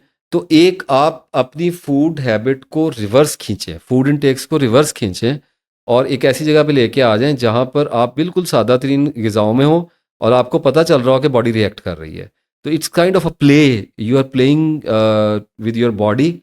आप उसको अंडरस्टैंड करने की कोशिश करें कि इसको मुसीबत क्या पड़ी हुई है। इसका आपके माइंड पे भी बड़ा असर पड़ता है। तो जो भी चीज़ आप खा रहे हैं, आईबीएस में है या एंग्ज़ायटी में है, 90% आपका फूड इनटेक इसका रिस्पॉन्सिबल है। सीक्रेट इसमें यह है कि कांस्टेंट फूड इनटेक रिस्पॉन्सिबल है। यानी एक बंदा रोज बर्गर खाना शुरू करता है, चीज बर्गर खाना शुरू कर देता है, उसने मर जाना है। कितनी देर खा लेगा? हर रोज अगर सुबह दोपहर शाम बर्गर खाई जाएगा तो बेड़ा गर्क होता हुआ नजर आ जाएगा, 3-4 महीने में सबको नजर आ जाएगा। तो हम लोग कर क्या रहे होते हैं कि गैर मियारी खुराक, हम लोग, और चिकन, जिस चिकन से खुद खड़ा नहीं हुआ जाता, उस चिकन ने आपको खड़ा कैसे रहने देना है? और इस मौजू से मैं उसको ख़त्म करने की सब कोशिश कर रहा हूँ। 3 साल मैंने पोल्ट्री का चिकन नहीं खाया, लेकिन पता क्या खाया? देसी मुर्गी खाई और अपने सामने ज़िबा करवा के खाई और चलती फिरती देख के खाई अच्छी तरह, दौड़ती फिरती सेहतमंद। और उसके बाद अभी भी लास्ट मेरे घर में 3 महीने से चिकन नहीं आया। तो पोल्ट्री की बात कर रहा हूँ। लेकिन ये होता है कि मटन और बीफ आप अच्छी क्वांटिटी में लेके रख लें और उसको अपने सालन में थोड़ा बहुत आप इस्तेमाल करते रहें। मटन खाते रहें, कम से कम आजकल तो मटन की क्वालिटी भी लो है, लेकिन एक लिमिट होती है ना, उससे आगे हम नहीं जा सकते। पोल्ट्री को तो इसका तो हम बात ही नहीं कर सकते ना, इसके ऊपर तो क्या बात करनी है। खुद गवर्नमेंट के इसके ऑफिशियल्स के इसके ऊपर आ चुके हैं बयानात कि ये कैंसेरियस है और इसकी जो फूड दी जा रही है वो, और अब तो जानवरों को भी जो वंडा शंडा और इस किस्म की चीज़ें डलनी शुरू हो गई। लेकिन फिर भी हम ये समझते हैं कि अपनी अकल को इस्तेमाल करते हुए हमें कम अज़ कम इतना करना चाहिए कि वाइजली अपने फूड इनटेक को, अब जिन घरों में रोज़ चिकन पकता है, रोज़ लिटरली रोज़ लोग चिकन बना रहे हैं और उस चिकन की वजह से बच्चियों को हार्मोन डिसऑर्डर हो रहा है, इम्बैलेंस हो रहा है हार्मोन्स का, पीसीओएस आ रहा है, पॉलीसिस्टिक ओवरी सिंड्रोम आ रहा है। मेरी बड़ी इन डेप्थ स्टडी है इन सारी चीज़ों के बारे में। और बच्चियां बर्बाद हो रही हैं, टाइम से पहले बच्चे जवान हो रहे हैं, फैट हो रहे हैं, they are looking like potatoes. इस तरह की चीज़ें बन रही हैं। और फिर ये जो बाहर रेडियो पे खड़े हुए हैं फ्राइज़ वाले, और उसके ऊपर मेयोनीज डाल के और उसको बड़ा, हम, अगर आप अपने आप को ठीक करना चाहते हैं तो चस्के से बाहर आ जाएं। कभी कभी 15-20 दिन महीने बाद आप अपने आप अपना रांझा राजी कर लिया करें, लेकिन ओवरऑल सादा खुराक पे आए। जब एक दफ़ा आ जाएंगे, अब आता है टर्निंग पॉइंट। टर्निंग पॉइंट ये आता है कि 2-3 महीने, 4 महीने, 5 महीने, 6 महीने आप ऐसे कंटिन्यू रखेंगे तो आपको अपनी डिज़ीज़ का रिदम पता लगेगा कि इसके रिएक्शंस क्या हैं। उन रिएक्शंस के बाद आप बॉडी में दोबारा चीज़ों को री इंट्रोड्यूस करवाना शुरू करें। सबसे पहले तो इसकी जो हैबत है बीमारी की, वो आपके ज़हन से कम हो जाएगी। आपके माइंड पे जो फॉग आई हुई है वो ख़त्म हो जाएगी। अब खाए हैं 2 पराठे अचार के साथ और दूध पत्ती का एक कप पिया है और सारा दिन बस मुझे वो चक्कर आ रहे हैं, मुझे एंग्जायटी हो गई है, मेरा दिल घबरा रहा है, मेरी धड़कन तेज़ हुई है, मुझे ठंडे पसीने आ रहे हैं। ये निकल गए ना सारे, ख़त्म हो गए। तो एंग्जायटी भी काम डाउन हो गई, आईबीएस भी काम डाउन हो गया। इस तरह से चलते-चलते एक वक़्त आता है जब माइंड टेक ओवर कर लेता है। उसको समझ आ जाती है कि मुझे इतनी ज़्यादा कोई प्रॉब्लम वाला मसला नहीं है, मेरा स्टमक अब ठीक है। और फिर साथ में बी12 हेल्प कर सकता है, विटामिन डी हेल्प कर सकता है, मिनरल वाटर का इंटेक हेल्प कर सकता है, ज़ैतून हेल्प करेगा, शहद हेल्प करेगा और ख़मीरा आपको बताया ये साथ में लेना शुरू करें। पराठे बंद हो गए, चिकन बंद हो गया, मसालों के पैकेट बंद हो गए। देखने में शायद ऐसे लगने, अगर कोई सेहतमंद आदमी जो खाता है दबा के वो मेरी वीडियो देखेगा ये तो पागल है। पागल नहीं है भाई। हो सकता है एक दिन उसको भी इसी वीडियो के ऊपर आना पड़े। तो सारी चीज़ों को काम डाउन करें, रुकें, एंग्जायटी सबसाइड होगी और उसके बाद स्टमक को रिलैक्सेशन आएगी, आपका गट ठीक होगा, गर्ड आपका ठीक होगा, अंतड़ियों की मूवमेंट बेहतर होगी और दलिया वगैरह चीज़ों के साथ चीज़ें बॉडी को एक दफ़ा सुख का सांस आएगा। सुख का सांस आएगा तो सिम्पटम्स कम जनरेट करेगी, कम से कम करती चली जाएगी। जितने सिम्पटम कम करेगी, माइंड का सेल्फ कॉन्फिडेंस जो है बॉडी के बारे में, वो इम्प्रूव करना शुरू कर देगा। हीलिंग जो है वो किक इन हो जाएगी। जब हीलिंग किक इन हो जाए और आपको लगे कि अब आप मजबूत हो रहे हैं, तो अब री इंट्रोड्यूस करवाएं। अब मैं उस पॉइंट पे चला गया जब मैंने वीडियो में ये कहा था कि जिन लोगों को फूड इंटॉलरेंस है, वो अपनी बॉडी को ऑन एंड ऑफ री इंट्रोड्यूस करवा के चेक करते रहा करें। हो सकता है अब टॉलरेट कर पा रहे हो। तो माय डियर व्यूअर्स, जब आप इस तरीके से परहेज़ करने के बाद दोबारा से चीज़ों को इंट्रोड्यूस करवाएँगे अपनी बॉडी में, जो चीज़ें आपको पहले हज़म नहीं होती थी और आपके साथ तमाशे लगाती थीं, तो आपको पता चलेगा कि अब वो वैसे रिएक्ट नहीं कर रही हैं जैसे पहले रिएक्ट, दालें रिएक्ट कर रही होती हैं, बाद में नहीं करती हैं। दूध रिएक्ट कर रहा होता है, बाद में नहीं करता। इस तरह की चीज़ें होने लग जाती हैं। तो जब आप गुज़र जाएँ 6 महीने, 7 महीने के बाद, तो आहिस्ता-आहिस्ता अपने आप को फिर आप जो भी आपके फूड इनटेक्स हैं, आपके पसंदीदा हैं, उसमें कुछ एहतियात तो फिर भी करनी पड़ेगी। जैसे मैंने आपको बता दिया, चिकन से अवॉइड करना पड़ेगा, पोल्ट्री चिकन से। उसके बाद पराठा हो सकता है आप, मतलब मुझे पराठा इतना पसंद है कि पराठे के बगैर आप यूँ समझें कि मेरी सुबह ही नहीं होती। तो 5 साल नहीं खाया, ठीक है? और अब 3 साल से खा रहा हूँ, डेली खा रहा हूँ। तो लेकिन ये है कि तरीके से खाता हूँ। अ, बेहुदा पराठा नहीं खाता, बड़े अच्छे तरीके से बना हुआ माइल्ड होता है पराठा और खा लेता हूँ, कुछ भी नहीं कहता। पहले मारता था, अब कुछ भी नहीं कहता। तो चीज़ें वापस आ जाएँगी आपके साथ। लेकिन ये याद रखिएगा, अगर आप फिर भाग-भाग के होटलों पे जाएँगे, पिज़्ज़े कढ़ाइयाँ खाएँगे, बाहर की चीज़ें खाएँगे, तो फिर आपके साथ वही होगा जो आपके साथ पहले हुआ था, बल्कि उससे ज़्यादा होगा। तो इस तरीके से अपने आप को बजाय आईबीएस की दवाइयों पे लगाने के, बजाय एंग्ज़ायटी की दवाइयों पे लगाने के, ये जो मैंने आपको पैथ बताया है, इसको फ़ॉलो करना शुरू करें। और कुछ चीज़ें होती हैं, जैसे अगर आप 40s क्रॉस कर गए, मैं तो नहीं ले रहा, मुझे ज़रूरत नहीं पड़ती। लेकिन अगर 40 क्रॉस कर गए हैं, तो ओमेप्राज़ोल, अ, लेट मी से इट, टेफ 40, टेफ 20 कैप्सूल्स होते हैं, इसोमेप्राज़ोल के सॉल्ट्स होते हैं। आप उनको सुबह नाश्ते से पहले ले लिया करें। अ, थोड़ा चीज़ों को ठीक रखते हैं, लेकिन अगर बहुत लॉन्ग टर्म इस्तेमाल किए जाएँ 1-2 साल, तो फ़ियर ऑफ डेथ वगैरह इस तरह की चीज़ें आने लग जाती हैं। स्पेशली एंटासिड्स जो हैं, ज़ेंटैक वगैरह, ये बहुत ज़्यादा फ़ोबियाज़ को क्रिएट करती हैं। इस चीज़ में नोन तो लिखी तो नहीं हुई हैं, लेकिन पता है, अब तो एक्सपीरियंस इतना हो गया चीज़ लोगों के साथ, देख-देख के तो पता है कि ये चीज़ें करती हैं। और इनसाइड स्टोरीज़ में भी ये मैन्युफैक्चरिंग जहाँ पे होती है, वहाँ पे भी ये चीज़ें वेल नोन है। कन्फेस नहीं किया जाता इन चीज़ों को, तो बचने की कोशिश करें। लेकिन एक ये जो कैप्सूल बताया, और ये भी 3 महीने लेने के बाद इसको छोड़ दें और हर रोज़ ना लिया करें। 1 दिन ले लिया, 2 दिन छोड़ दिया, 2 दिन ले लिया, 1 दिन छोड़ दिया, इस तरह बॉडी को कभी भी डिपेंडेंसी ना डालें किसी भी चीज़ की। असल इस मामले का राज ये है कि बॉडी की फूड को अदलते-बदलते रहा करें, ताकि बॉडी जो है वो किसी एक चीज़ की डिपेंडेंसी में जाके अगर आपको पागल कर रही है, अगर आपको ख़राब कर रही है, तो उसमें से बाहर आए, ताकि आपको पता चले कि आपकी बॉडी रिस्पॉन्सिबल नहीं थी, आपका फूड इनटेक रिस्पॉन्सिबल था।